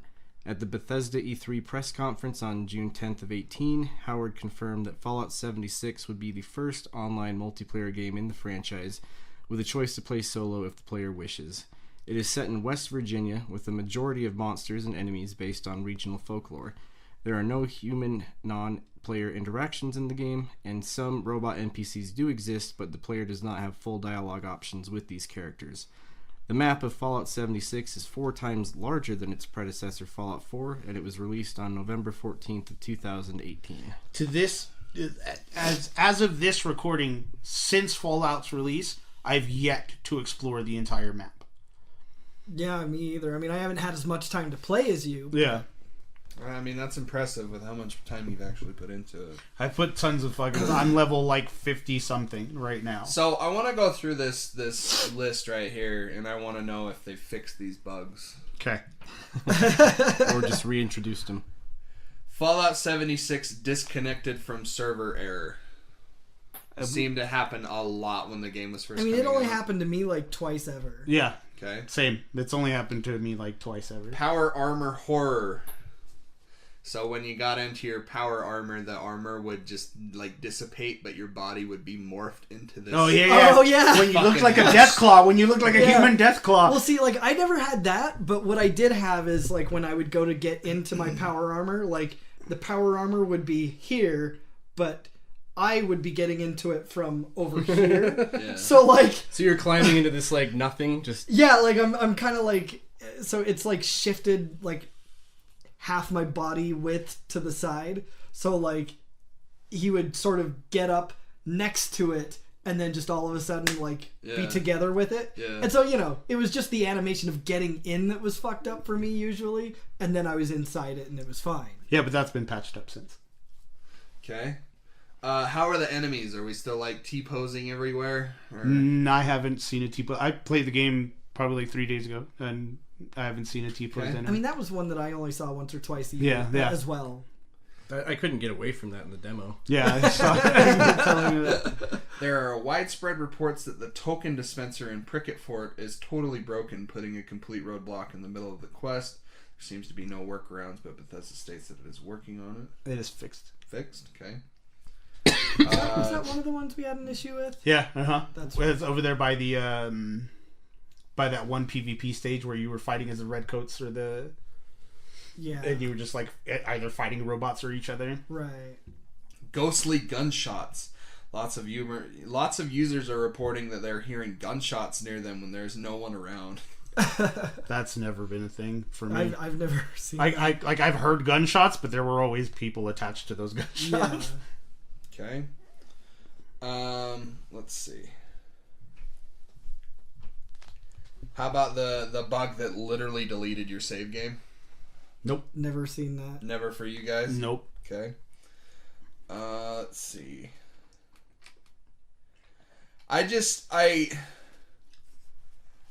It goes to the point where I think this game was obviously developed very, very quickly. Yeah. And that's apparent. No matter how you want to look at it, like or dislike the game, I feel like that is a fact. Like it was, this game was it seemed way very too- hasty. It rushed to development, it's just so very weird how they Announced at E3, dropped it the following November, right? Yeah. I'm confused on their reasoning on why they did this, because I'm confused about your tactics. I mean, they really kind of bastardized the entire Fallout series with this game. And that might be a little dramatic, but I feel like nobody's gonna look at Fallout the same way after this. I'm sorry, Well, but of course not. That's just how it is. Well, I mean, especially with that other game coming out from the developers Yeah. of 1, 2, and New Vegas. Well, and not only that, we have a roadmap of every game that's coming out from Bethesda's main studio. So, and Fallout is nowhere near that. So I'm like, you're not gonna see Fallout till, you're not even gonna. I don't think you're gonna have a Fallout on the next console generation. Yeah, what this all reminds me of is GTA 5's online launch. Because that shit was terrible. Oh yeah, it was broken. It was broken as fuck. But it ended up being the most profitable fucking thing on this planet. Mm-hmm. So They're still giving people free updates and stuff in that game. They're still adding stuff to that game. Always. Wow. Yeah. There are people still playing that. Like, I still get ads on my Facebook timeline like, hey, this event's happening soon in GTA Online. Yeah, and this new car is coming out. And I mean, I acknowledge all of the bugs. I acknowledge all of the shit that needs to be patched. Yeah. I acknowledge that this game is far from perfect. This game's still fucking cool. I think it's fun as fuck. Yeah, dude, like this Regardless game, of all the shit. I mean, I don't say that to excuse them. No, or, no. You know what I mean? Yeah, they are. That doesn't mean they're blameless or that there's Yeah. that it's okay.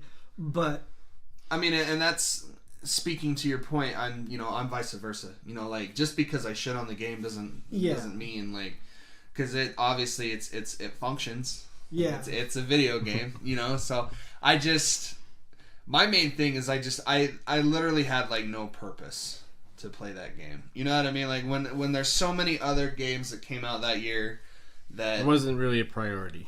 Yeah, exactly. Like, which sucks because Fallout is a huge fucking game for me and a huge franchise, and immediately I remember watching the trailer for that and thinking like, oh my god, it's a whole nother fucking game. Yeah. It's a whole nother fucking game. Yeah. Like, this is fucking rad, and then all of a sudden all the rumors came flooding through, and it's a fucking online only. I remember when we were watching E3 at your house, and give it to me, Daddy Todd. When he came out and he said, when he basically acknowledged all the rumors or whatever, and I can't remember what she said. Angela was like, "Fucking no!" Like, displeasure was immediately voiced. She was so sad on that day, dude. Yeah, you came over and watched just the Bethesda one, right? I did, yeah. Yeah, and it's crazy because shout out to Weird Sense.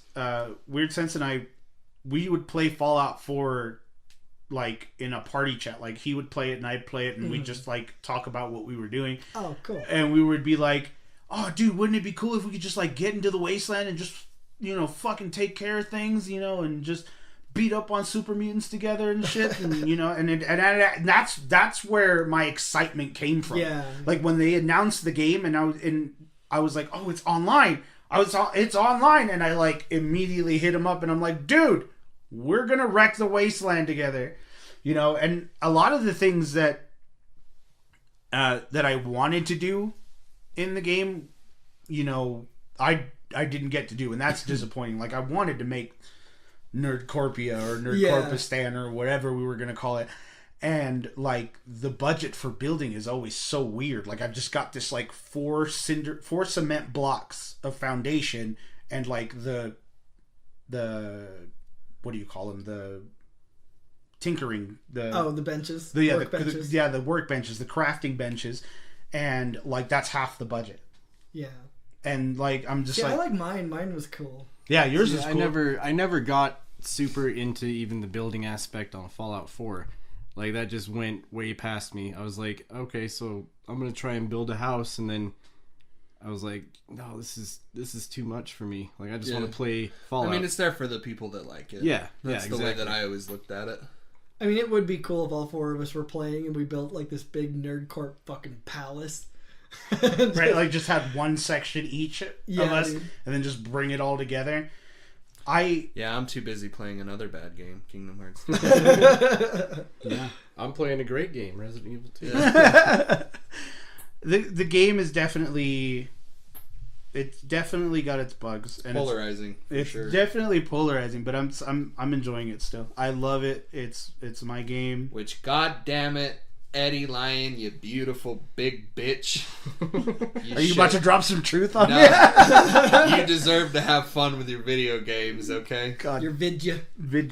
Don't let anyone tell you differently. I don't. I fuck all of you who don't like it. I know you do. Can't believe you spent that much money on that. I did, dude. I don't regret it. Still. Yeah, no. At least it wasn't the Of course, Power fucking Armor Derek edition. likes it. He got it for free. It's hard to not like something that's free. I would have bought it if I had the money at the time. Yeah. So fuck you. because like I just wanted to like that's something that like I mean we've never like Eddie and I like we've never had a game that we've played online together because I'm not really like apart from stuff like World of Warcraft and Diablo and stuff like that. I'm not really into a bunch of online shit like GTA Online. Never gave a shit. Just like really all the Call of Duties and like all that kind of stuff. Totally not my thing. Primarily because I suck fucking balls at them. But regardless, it's just they were never my thing. So I was just super psyched to have something that we could finally do online together. Mm-hmm. Yep. And we would be amiss to not talk about the collector's edition controversy. Oh right, With the fucking nylon bag. trying to save a dime. See, and that shit son of pissed a me bitch. off, dude. Yeah, Like, how fucking dare you? Yeah. You know how much fucking money that goddamn Well, collector's and edition especially was? not just to have fucked it up in the first place, but then for people to have complained and them go, "Oh, we're not gonna." Yeah, we don't have Here's anything planned to do. 500 not- atoms. You know, Which like, is that's- hilarious because you can't even buy a nylon bag in the fucking game for 500 atoms. Like, what was it? Like, you couldn't buy a door or something? Like, 500 atoms was nothing. It was nothing.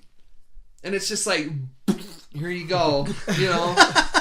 Like, fuck, man. Yeah, Bethesda everything handled was- this shit so poorly. everything was just slightly over 500 atoms, except for like maybe photo frames and things like that. Those were like the 20, 30. So you you have still had to- to spend a little extra money to get something. Well, no, see, you accrue atoms. Okay. You accrue atoms. Oh, on I was the gonna- game. thought I was that gonna ask like if an it was, exclusive currency. No, I was no. gonna ask if it was a microtransaction.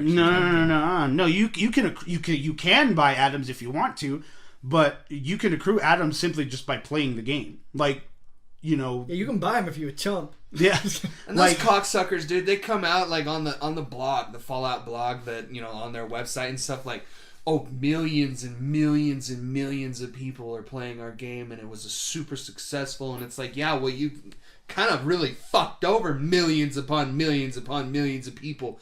Dude, like, that first month of launch was horrendous for people. Like, for regardless how it went for you two. Right. It was really fucking bad, especially for, like, PC players. It was all over the place. Oh yeah. Like, the safeguards that are, like, you know, they're fucking standard in video games, like, they didn't have that in the PC version of this game, so people are just breaking it left and right. And not only that, but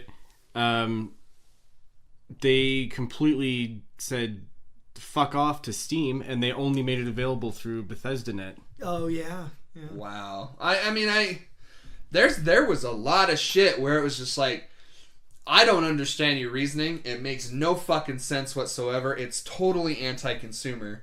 You know, but like, here they are on the blog. Oh yeah, you know, millions upon millions of people bought our shit. You know, here, let's stroke our fucking dick some more. I don't know. It was very conceited in my. I feel like that's like almost preemptive damage control. It is. You know? Well, I mean, of course it is. I also yeah. read that the helmet that you get in the Power Armor Edition is like made out of like cheap ass plastic or something Thank like that. God I didn't It's get not that even shit. made out of like durable Yeah. material. I Granted, just- it would still be cool to have. It'd but still be cool to have, but and like I had that shit pre-ordered because I was just like, I'm just getting it for the helmet. I just thought the helmet was like, cool. I almost have a full Fallout costume assembled. Like I've got the Pip Boy, I'll have the helmet. It's just fucking crazy because you know that they're in dire straits right now, especially with that whole because of the collector's edition shit where they're like, yeah, we're not doing anything about it. Like, excuse me, Well- we're not going to, and then they're backpedaling. I mean, So somehow now they are. somehow people don't understand the idea that, yeah, if you try and save a buck, send something shoddy out, and call it good. I mean, yeah, you'll save a buck at first, but it's going to cost you so much in the long run. And not only that, it you was know, insanely deceptive Yeah, because well, yeah. the collector's editions that they sent out to influencers on YouTube and shit, it was an actual canvas bag. right. So it's like, what the fuck were you thinking? Well, yeah, and exactly, and that's in the That's long run. fucked up. That's gonna cause you nothing but pain and anguish, and it's gonna alienate all of your customers, and there go your future revenue. Yeah, and exactly. Because Yeah. I mean, I know that there are going to be people like, I'm never going to pick up Yeah. another Oh, fucking yeah. Fallout title ever Like, again. yeah, so cool. You saved Which you're a fucking moron if you think that way, because one game is not going to destroy an entire franchise. but I Yeah. mean, like, yeah, cool. You saved a buck, but look what it cost you. I really do believe that, because a lot of people, like, you know, they not only when they announced this, but they're getting a lot of pushback for it now after Fallout 76. But they announced that, you know, the next Elder Scrolls, I was just about to say the next Skyrim. Fucking kill me, please. Like, just put a bullet in my brain.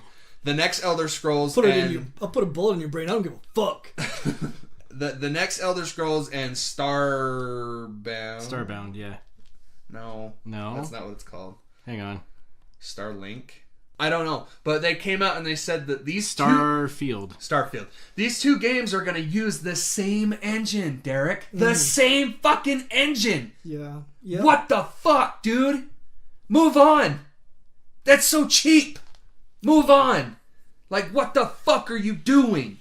Oh, it's so irritating. It's like, why so many other game developers go at it with... Oh my god. It's like using the same piece of toilet paper that you just wiped your ass with. You gotta fucking move on. For the last decade. I can't believe... You can only turn it over so many times. The same engine that's in Fallout 76 was in Fallout 3. Mm-hmm.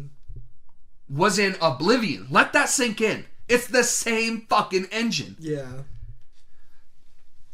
Why? They couldn't... It's so fucking bad. That's mind-blowingly stupid and They could have lazy. equally just used the Fallout 4 one.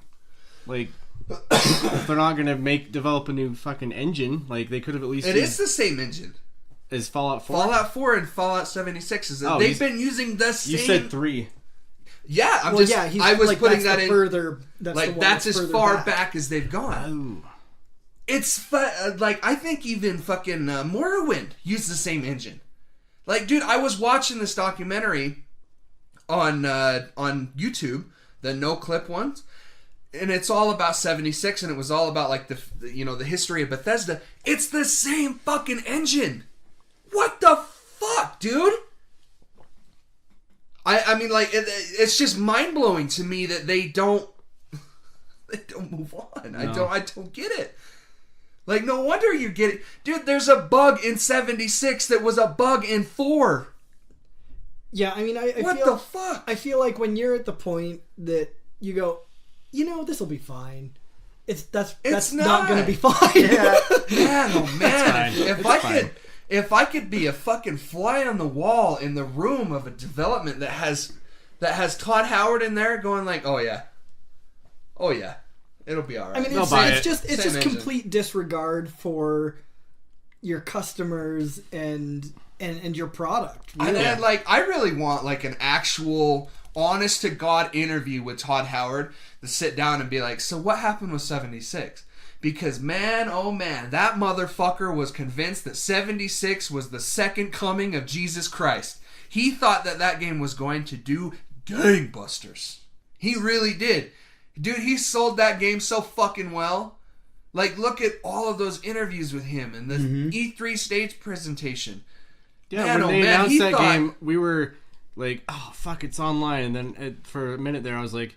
He talked it up. He talked it up. Yeah. He made it seem like it was a fucking... So what if it's online? It don't matter. You can play alone. You can play alone, which you can. But that completely regards, like... But when you're playing alone, and I feel... I've never played it myself, but I feel like if you're playing alone and you don't have those NPC characters to, like, interact with by yourself, like, if you're just playing by yourself, I don't know. I mean, to me, it just seems like it's lackluster. I just want to ask him, like, where's the game you were talking about? Like, if I had one question for Todd Howard today, it would be like, so where's the game that you're talking about? Like, the game that you hyped up, because the shit that we got wasn't it. It wasn't it. And, to end my little rant. My little harangue. Tirade.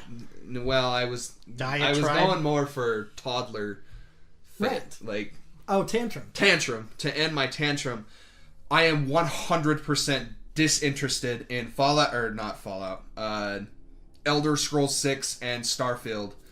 If that's the new end. If you're not going to completely change the engine, I'm not buying. Sorry. No way. No fucking way, dude. You can get fucked. There's no way I'm going to invest time and money into something if you're not going to... Like, there are developers out there that literally change fucking everything. Every single release that they put out. But Resident Evil. Exactly. Their RE engine. What is it? Fox Engine? The Fox Engine's Konami. Yeah. Like, they redid everything too. They made their own engines, and they're phenomenal. Yeah. I feel like they could easily do that. Yeah, like 2 or 3 games max. That's all I'm saying. Especially with like the release of Elder Scrolls 6 being like God knows how far away. Like they could easily like just make like a fucking like Elder Scrolls engine. Like it's I'm not a developer by any means, but I feel like it could be done. Of course. I don't know. That's my tirade. It's insane to me, or it will be insane to me, if they go through everything they've gone through with Fallout 76 and still persist and insist on using that same engine. Like they don't turn around and go, you know what, let's write this ship. We're gonna switch everything up and redo it. It's probably a bad idea to continue to use this. Like if they don't do that, I mean, at this point where it's clear that no one is going to put up with that shit, then they're sinking their own ship. I swear to really God, interested. if they come out and say Elder Scrolls 6 is going to be online, I'm really interested in their next move. Yeah, that's for sure. Like if they want to even attempt to gain back some of the loyalty, I mean, even just a little bit of the goodwill that they had previously, they have to do that. Of course. They have to. And if they don't, they're fucking sunk. It's just such a fall from grace because Bethesda was one of those ones. They were one of the boys, you know what I mean, that was pushing single player games, like, and it feels like almost it might be out of their hands. Like they were forced to do this game. Because if you remember the year before that, in 2017, they had a big campaign about like save single player games and all this shit. And they really did, yeah. And then the next year they released this shit slop, and I just don't.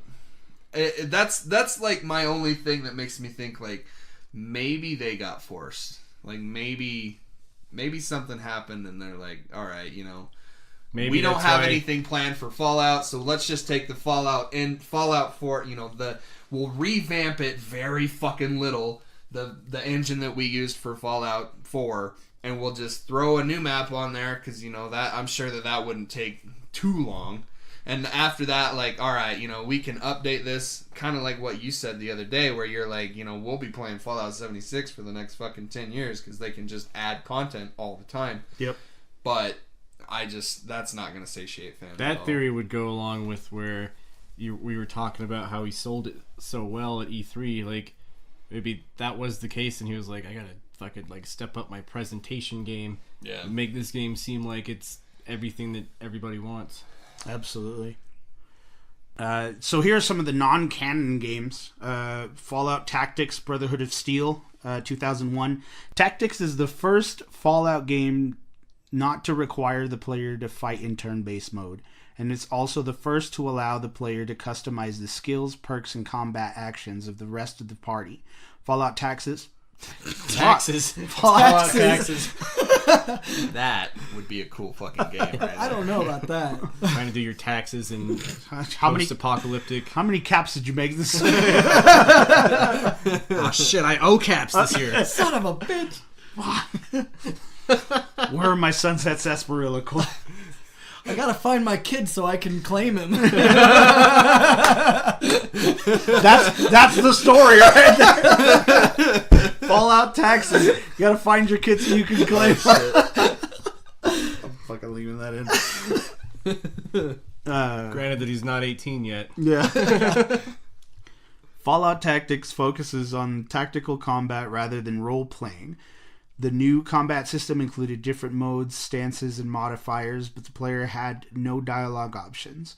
Most of the criticisms of the game came from its incompatibility with the story of the original 2 games, not from its gameplay. Fallout Tactics includes a multiplayer mode that allows players to compete against squads of other characters controlled by other players. Unlike the previous 2 games, which are based in California, Fallout Tactics takes place in the Midwestern United States. The game was released in early 2001 to generally favorable reviews. And this is one of the ones that, out of the 3 original Fallout games, that I've probably spent the most time with, just because I fucking love those tactics games. Like any Final Fantasy Tactics, like War of the Lions, any of those games, like if I had the means to play any of those right now, like I would be playing them right now. And I liked Fallout Tactics. I liked all the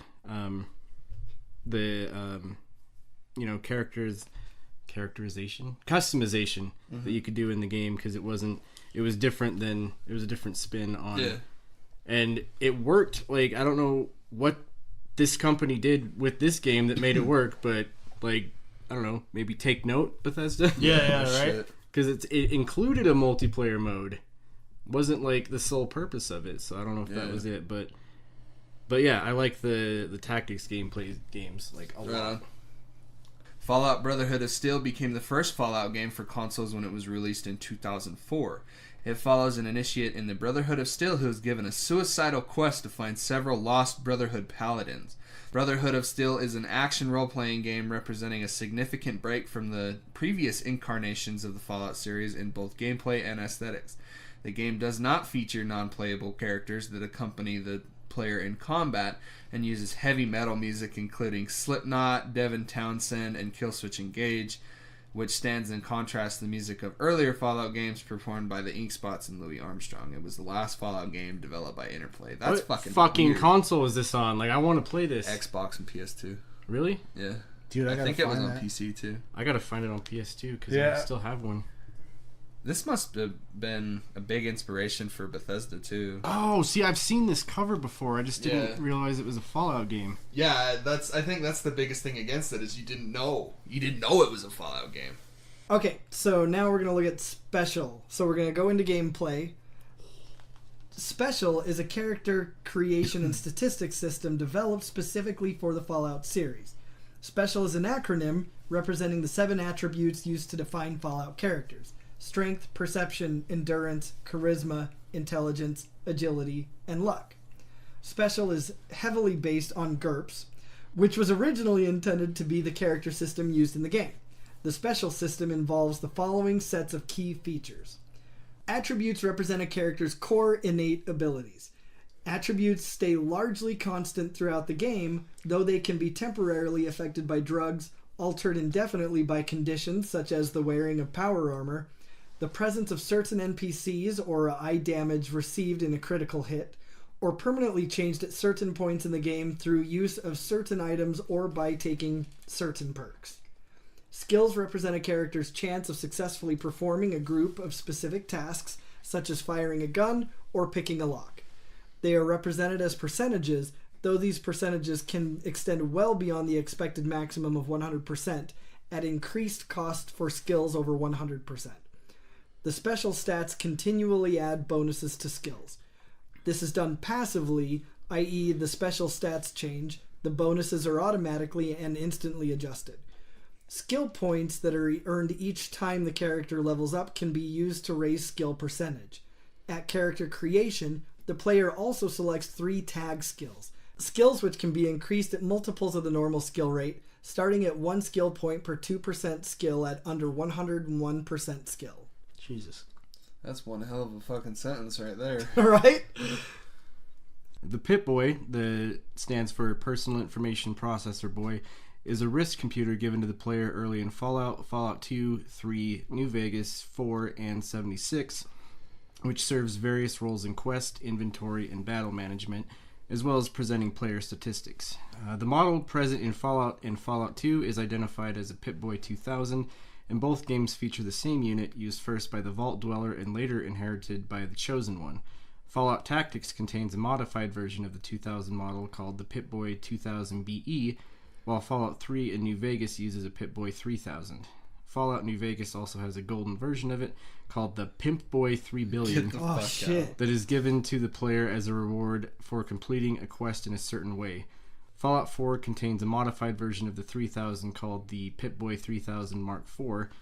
Fallout 76 also contains a modified version of the Pip-Boy called the Pip-Boy 2000 Mark VI, which is another version of the Pip-Boy 2000. The Vault Boy character is Vault-Tec's mascot and is a recurring element in Vault-Tec products in the game world. This includes the Pip-Boy, where the Vault Boy illustrates all of the character statistics and selectable attributes. From Bethesda's Fallout 3 onward, Vault Boy models all of the clothing and weaponry as well. The character was originally designed by Leonard Boyarsky, based partly on Rich Uncle Pennybags aesthetic from the Monopoly board game, and drawn for Fallout by George Almond for the first few cards and by Trammell Ray Isaac, who finalized the look of the character. That's badass. I didn't know that. It I can see makes the sense. similarities Yeah. now. Yeah, like knowing it now. Yeah.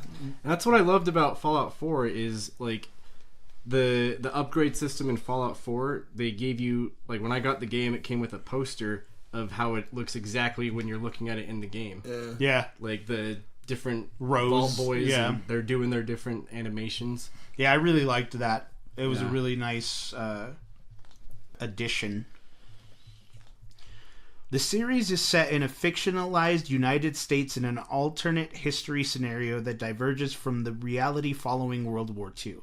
In this alternate atom-punk golden age, a bizarre socio-technological status quo emerges, in which advanced robots, nuclear-powered cars, directed energy weapons, and other futuristic technologies are seen alongside 1950s-era computers and televisions. The United States divided itself into 13 commonwealths, and the aesthetics and Cold War paranoia of the 1950s continued to dominate the American lifestyle well into the 21st century. More than 100 years before the start of the series, an energy crisis emerged caused by the depletion of petroleum reserves, leading to a period called the Resource Wars in April 2052. A series of events which included a war between the European Commonwealth and the Middle East, the disbanding of the United Nations, the U.S. annexation of Canada, and a Chinese invasion and subsequent military occupation of Alaska, coupled with their release of the new plague that devastated the American mainland. These eventually culminated in the Great War on the morning of October 23rd, 2077 Eastern Standard Time. A 2-hour nuclear exchange on an apocalyptic scale which subsequently created the post-apocalyptic United States, the setting of the Fallout world. I did not know all of that. I knew, well, see, like, some of those things they just kind of put in, like, random places. Yeah. So, like, if you saw, like, there were, like, in some of the loading screens, there was, like, newspaper clippings. Oh, and yeah, it was, yeah. like, Canada annexes from the U.S. And I remember playing the DLC for Fallout 3. Anchorage. The Anchorage one. That was really cool. All of their DLC was great. I did not like Mothership Zeta, like, It was weird. at all. Yeah, But Mothership my favorite Zeta was- one on 3, though, was Point Lookout. Mine was the Pits. The Pits was a dope one. Anchorage was fucking Goddamn rad steel because ingots. Yeah, I swear to God, dude, trying to find all those Yeah. things Oh, my lord. was ridiculous, but so satisfying once you did find them all. And then you get that fucking gigantic thing that you wear just in what you like fight people. Yeah. That was a good one. I liked I like Point Lookout though, just because of how like creepy everything Yeah. was. Like it was like a swampy atmosphere, and Yeah. it was almost like Hills Have Eyes esque. Yeah, I got that same vibe when I did Far Harbor in Fallout 4. yeah. Going back to those, do you remember when they pumped out those DLCs and you could either buy them on the PlayStation or Microsoft store, or you could go and buy like the cartridge that had like the little download card. Oh in it? yeah. That's how I got all of mine. I just went and bought like they came in like a game case, but you Yeah. open it up, it's just like a little Card. download card. Yeah, I remember that. Man, that's a relic of a. I know. I wish I era. still had like the box that It all of came them came in. in. Yeah, that would be 'Cause so cool. The box art like looked like a whole new Fallout game. Like Yeah. the Point Lookout one had some like I wonder if I can find the picture of it, because and then in it just had the download card. Having foreseen this outcome decades earlier, the U.S. government began a nationwide project in 2054 to build fallout shelters known as vaults. The vaults were ostensibly designed by the government contractor Vault-Tec as public shelters financed by junk bonds and each able to support up to 1,000 people. Around 400,000 vaults would have been needed, but only 122 were commissioned and constructed. That's like... that ratio is really off. Some of you might not make it. Yeah, some of you might die.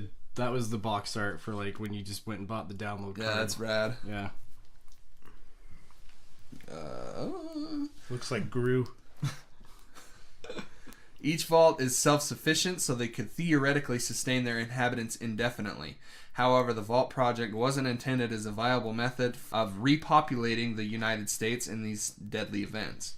Instead, most vaults were secret, unethical social experiments and were designed to determine the effects of different environmental and psychological conditions on their inhabitants. Experiments were widely varied and included a vault filled with clones of an individual, which is a fucking awesome quest. Holy shit. Which one? That's in 4, huh? Yeah. Or no, that's in 3. Was it in 3? It was in 3. It was, what's the guy's fucking name? He just says the name over and over and over again, doesn't he? Or am I thinking of something weird? I keep wanting to say Gavin, but it's not Gavin. That's Red Dead 2. That's Gavin. Yeah, that's Red Dead 2. Gavin! Gav. Where am I at? Oh yeah, it is Fallout 3. Gary. Gary. You Oh were my close. fuck, dude. Dang, that you shit were was close. really fucking, like, eerie, too. Yeah, it was. A vault where its residents were frozen in suspended animation. A vault where its residents were exposed to psychoactive drugs. A vault where one resident, decided by popular vote, is sacrificed each year. Jesus Christ. That's like the opposite of popular. Yeah. I mean, I get what a popular vote is, but that's just kind of funny that that's the term they used. Nah, fuck John. Let's kill him. No, I agree. Yeah. Also, a vault with only one man in it and puppets. A vault where its inhabitants were segregated. 2 vaults with disproportionate ratios of men and women. A vault where inhabitants were exposed to the mutagenic forced evolutionary virus. And a vault where the door never closed, exposing the inhabitants to the dangerous nuclear fallout. Damn. 17 controlled vaults were made to function as advertised, in contrast with the vault experiments, but were usually shoddy and unreliable due to most of the funding going towards experimental vaults.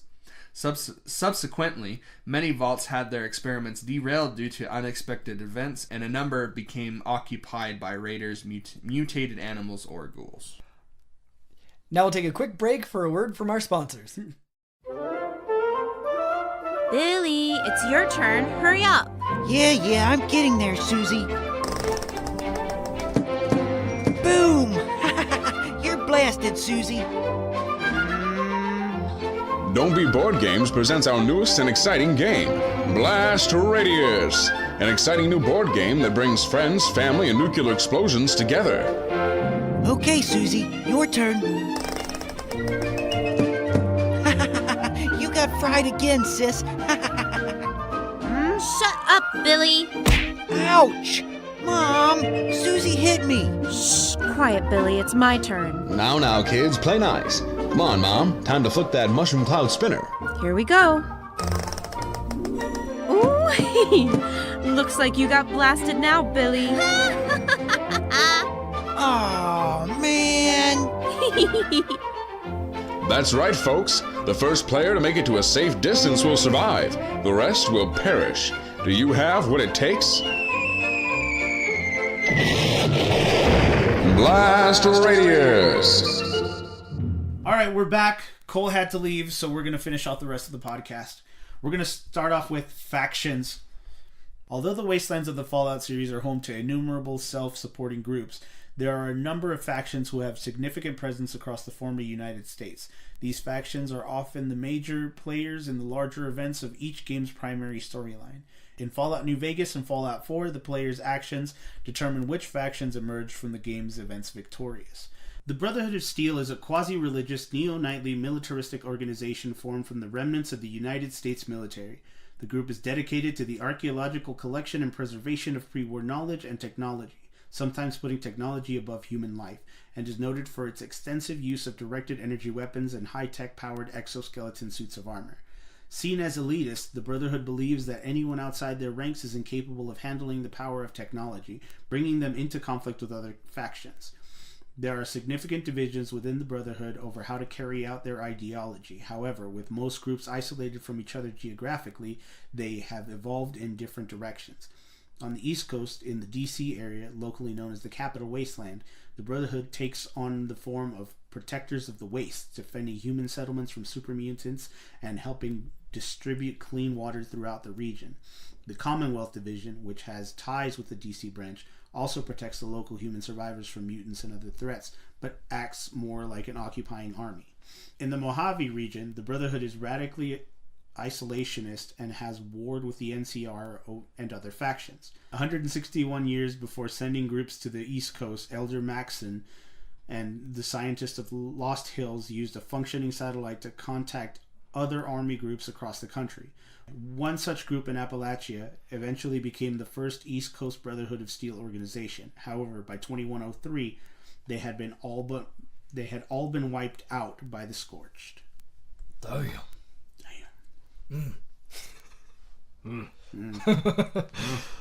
The Enclave is an organization that descended from the pre-war U.S. federal government and acts as the main antagonist in Fallout 2 and 3. They have access to superior technology available before the war, such as plasma weaponry and vertibirds, have developed a new platform of power armor off the pre-war X-1, dubbed Advanced Power Armor, and later develop Hellfire armor. Their main goal in Fallout 2 and 3 was to wipe out all mutation in the wasteland so that they can restore the pre-war US of old, which, given the pervasive radiation and background FEV virus, is almost every living thing in the wasteland besides themselves, due to their genetic purity. Their main base of operation was the Poseidon Energy oil rig off the coast of California. After its destruction, the Enclave moved to the Raven Rock complex near Washington, D.C., then to Adams Air Force Base after President Eden's self-destruction. At one time, there were Enclave personnel in the White Springs bunker under the Greenbrier Hotel, but by 2103, a schism had left no one alive. Other pockets of Enclave personnel can be found in Boston and the Mojave Wasteland. Another thing that I just realized, we were talking about voice actors in the Fallout universe, and I forgot that Malcolm McDowell is the voice of the president in Fallout 3. Oh, do you remember that? Yeah. And I was actually just thinking to myself, like, I don't know if these are an actual thing, but I think it would, if they aren't, it would be really cool if there were like lore novels for Fallout. That would be dope. I'd buy them. I'd eat them the fuck up, bruh. Agreed. All right. So now we move on to the New California Republic, known as the NCR, is a constitutional republic, and it is the largest faction in the wasteland in terms of landmass and population. The NCR bears resemblance to the pre-war United States with a commitment to quote-unquote old world values. Originating in Shady Sands, California by a group of survivors of Vault 15, the NCR has expanded and taken holdings in Nevada, Oregon, and Baja California along the Colorado River. Despite being democratic and generally socially tolerant, the NCR is also highly militarized and is keen to annex any territory they deem advantageous. Though not nearly as vicious as in its conquest as their rival Caesar's Legion, the NCR does have a history of violence against locals who oppose annexation, such as the Great Khans of the Mojave. The NCR holds Hoover Dam during the start of Fallout New Vegas. The Church of the Children of Adam is a religious organization with groups scattered all across the wasteland. The group worships a deity named Adam, as well as radiation, which they refer to as his quote-unquote glow, seeing nuclear weapons as physical manifestations of Adam and thus treating them as objects in worship. Members often intentionally expose themselves to high levels of radiation, and many are ill and or physically affected as a result, while others have developed high levels of tolerance to radiation. The groups located in the capital wasteland are small and generally peaceful, while in the Commonwealth their religion has grown larger and more fanatical. The Children of Adam were always so funny to see, like in Fallout 4 when you had to go all the way to the bottom of the map. Oh yeah, you had to go find the professor. And they were all just like congregating in that one area. And then, don't you run into them? Are they? They're not the same people that are in Megaton in 3. Yeah, they are. That's him. They're the Children of Adam. They're worshiping the nuke that hasn't gone off yet. Yep. Okay. Yeah, those are the same people. Caesar's Legion is one of the main factions of Fallout New Vegas and is an autocratic, traditionalist, imperialistic slavery society and totalitarian dictatorship. Ruled by Kaiser, real name Edward Salo, a former member of the Followers of the Apocalypse who originated the Legion in Arizona and later expanded it into Colorado and parts of Utah, eventually conquering 87 different human tribes. Basing its culture and ideals on those of the historic Roman Empire, the Legion has relentlessly expanded its borders, enslaving the people it encounters and forcibly assimilating them into Caesar's ideology. Enslaving the people it encounters and forcibly assimilating them into Caesar's ideology, obliterating their native cultures in the process. The Legionnaires willingly reject most modern technology, save for that involved in armaments, and their society is based on a strict caste system. Men must become Legion warriors and wear approximations of ancient Roman armor. Women have no rights and are forced into servitude, mostly for housework and reproduction. Despite its brutality, some wasteland survivors appreciate the Legion for bringing order to previously savage regions that other factions like the NCR have ignored. The followers of the Apocalypse are a loosely organized collective dedicated to humanitarian work and the recovery, preservation, and dissemination of knowledge. Originating in the town of Boneyard in the NCR, they can be found throughout the western regions, often running medical clinics. They are frequently considered anarchist rebels by various factions, chiefly the NCR, due to their lack of loyalty to any specific government. Despite this label, the followers are a non-violent group and frequently assist the player characters in their travels. Dude, that's one of the main memories that I have is I believe it was in New Vegas when you get to that town and there's just bodies slaughtered and hanging off of these poles, and it was all the work of Caesar's Legion, and that's where you run into him and the Legion very first, and then they have this threatening talk with you, and then they just take off, and I was just like, holy shit, dude, what fucking happened here? Yeah, that's where they give you the first option to tell people about Caesar's Legion, or just fight them or whatever. Yeah. That was a cool story. Yeah, because it was that whole lottery ordeal where if you won the lottery you'd get strung up and pretty much crucified. Fuck. Yeah, it was nuts. That's a bad lottery. Yeah. I don't like that. All right. Mr. House is one of the main faction leaders of Fallout New Vegas and the owner and proprietor of New Vegas, the post-war version of Las Vegas. Before the war, he was the founder and CEO of Robco, the company that designed and manufactured most of the robots and computers found throughout the wasteland. He had predicted the Great War well before it happened and spent 12 years developing a plan to save his home city of Las Vegas from destruction. Though he managed to save most of the Vegas Strip, radiation from nearby bombs devastated the surrounding area. Hoping to guide human progress following the apocalypse, House used his scientific innovations to extend his life and eventually rebuild Las Vegas into New Vegas.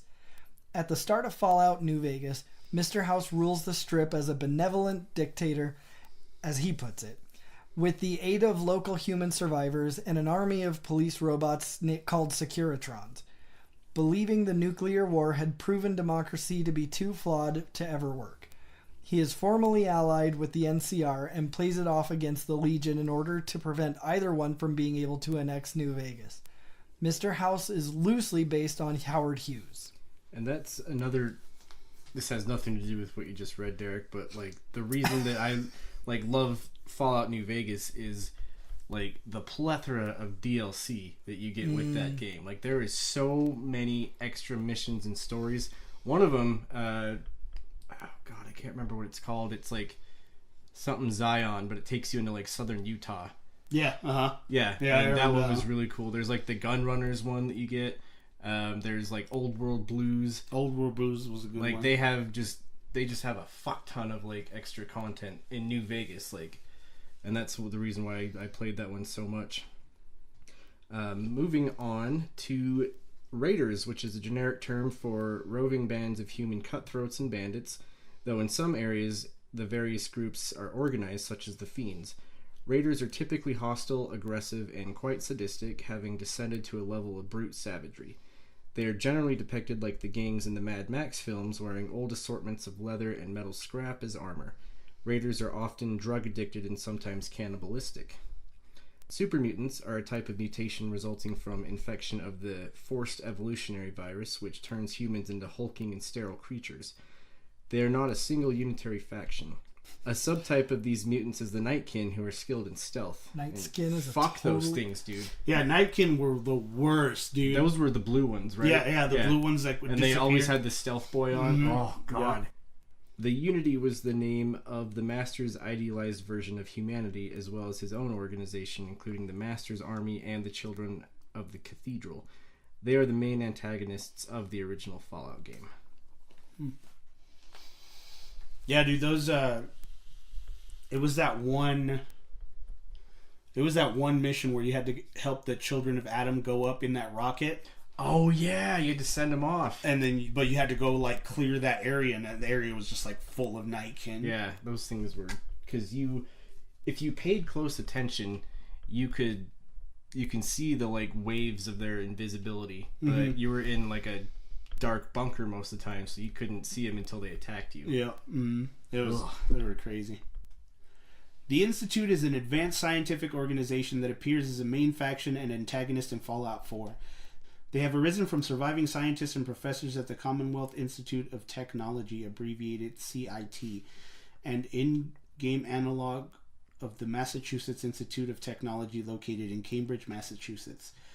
The people of the Institute originally tried to help the people of the Commonwealth, but tensions between them and the Wastelanders caused them to give up on the post-apocalyptic wasteland and think of it as a lost cause and live underground in isolation, sending out androids they have created known as synths to infiltrate and monitor above-ground society. The Institute engages in institutionalized torture, murder, and subversion. Their atrocities are the reason for the paranoia that people could be snatched away in the night and replaced. The Railroad is a covert organization formed to aid synths desiring to escape the Institute.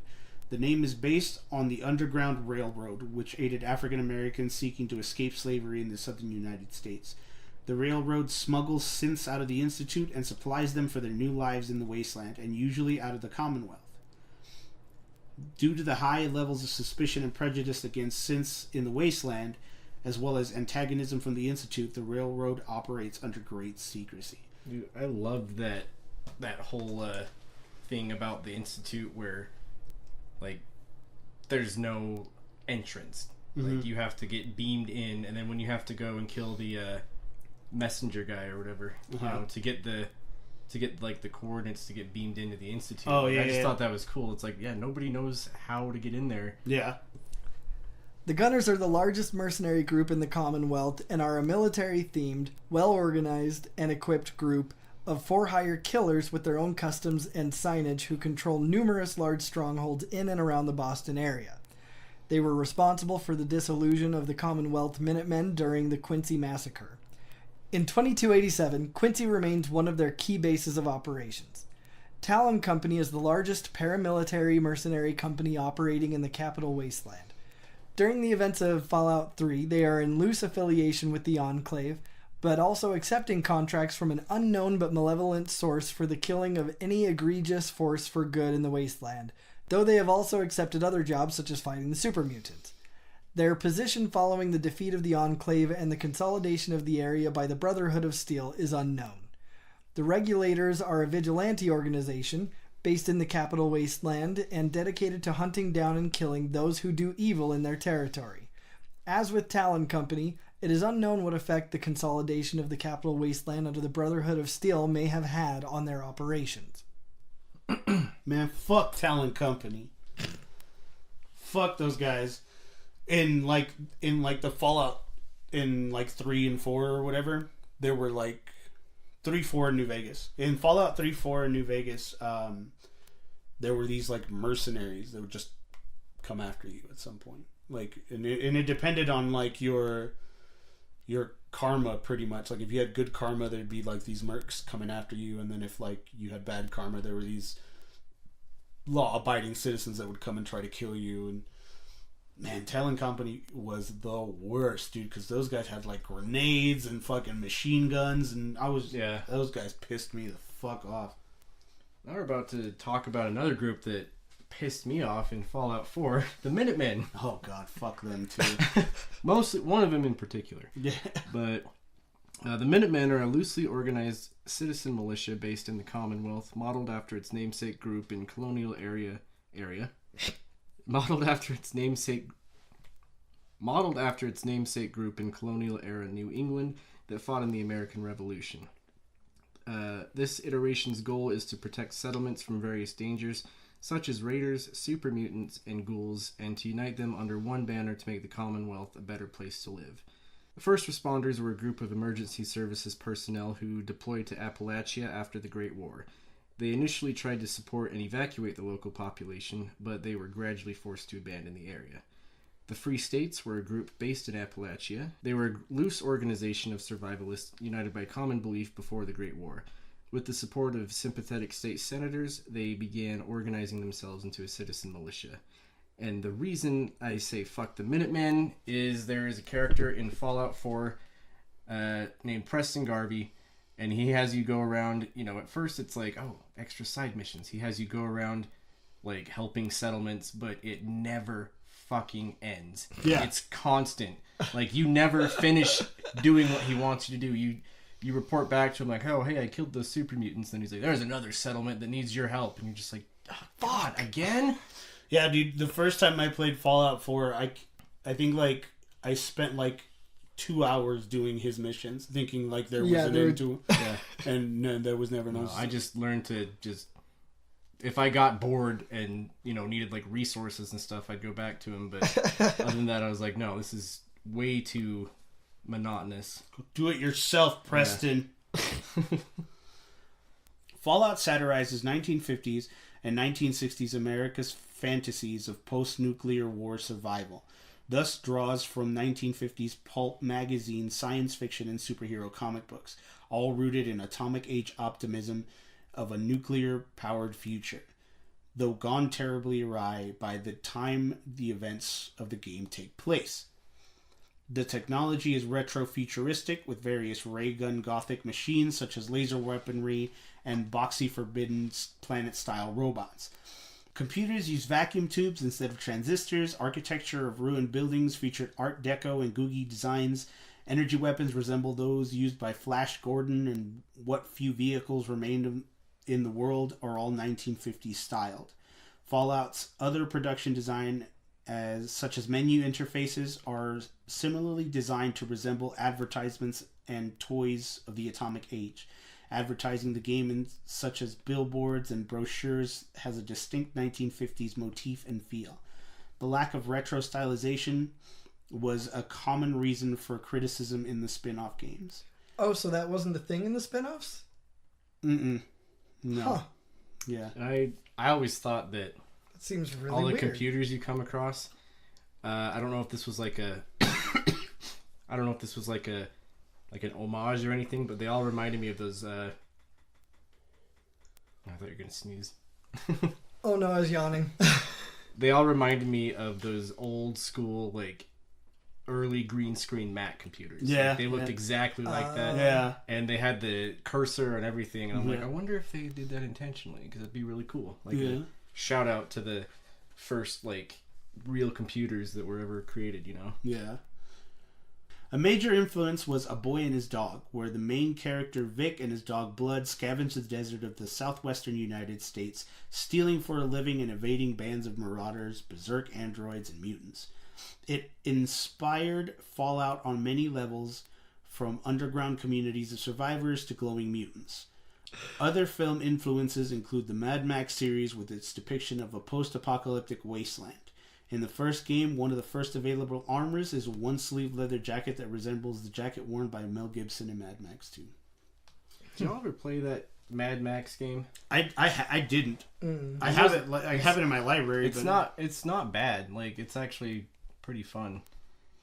I'm gonna have to check it out. It's not like, I kind of wish that characters from the movie that they did with, like, Tom Hardy had reprised their roles, but, like, it's still pretty fun. Might have to give it a shot. So that concludes our very wordy, very lengthy take on Fallout. Fallout is always going to be one of those games for me, though, that is just amazing to play, fun to look at, and just, like, just overall cool. And it's just a whole different way that the world could have gone, and it's just really kind of, stylistically fun to think about, and Absolutely. So as always, you can follow us on social media. On Facebook at the Nerd Corporation, a podcast. On Twitter and Instagram at Nerdcorp Podcast.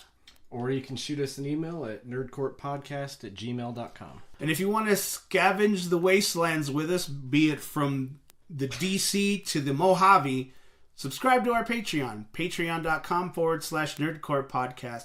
Several tiers of loot to have access to, from t-shirts and stickers to giveaways and bonus content. So for the Nerd Corporation and for Cole Simper, my name is Eddie Lyon. I'm Derek Reese. And I'm Nick Lewis. Peace out on the Menjay later time. And remember, war never changes. Ever. Except sometimes. Always. Oh, a bit. Okay. War changes 60% of the time all the time.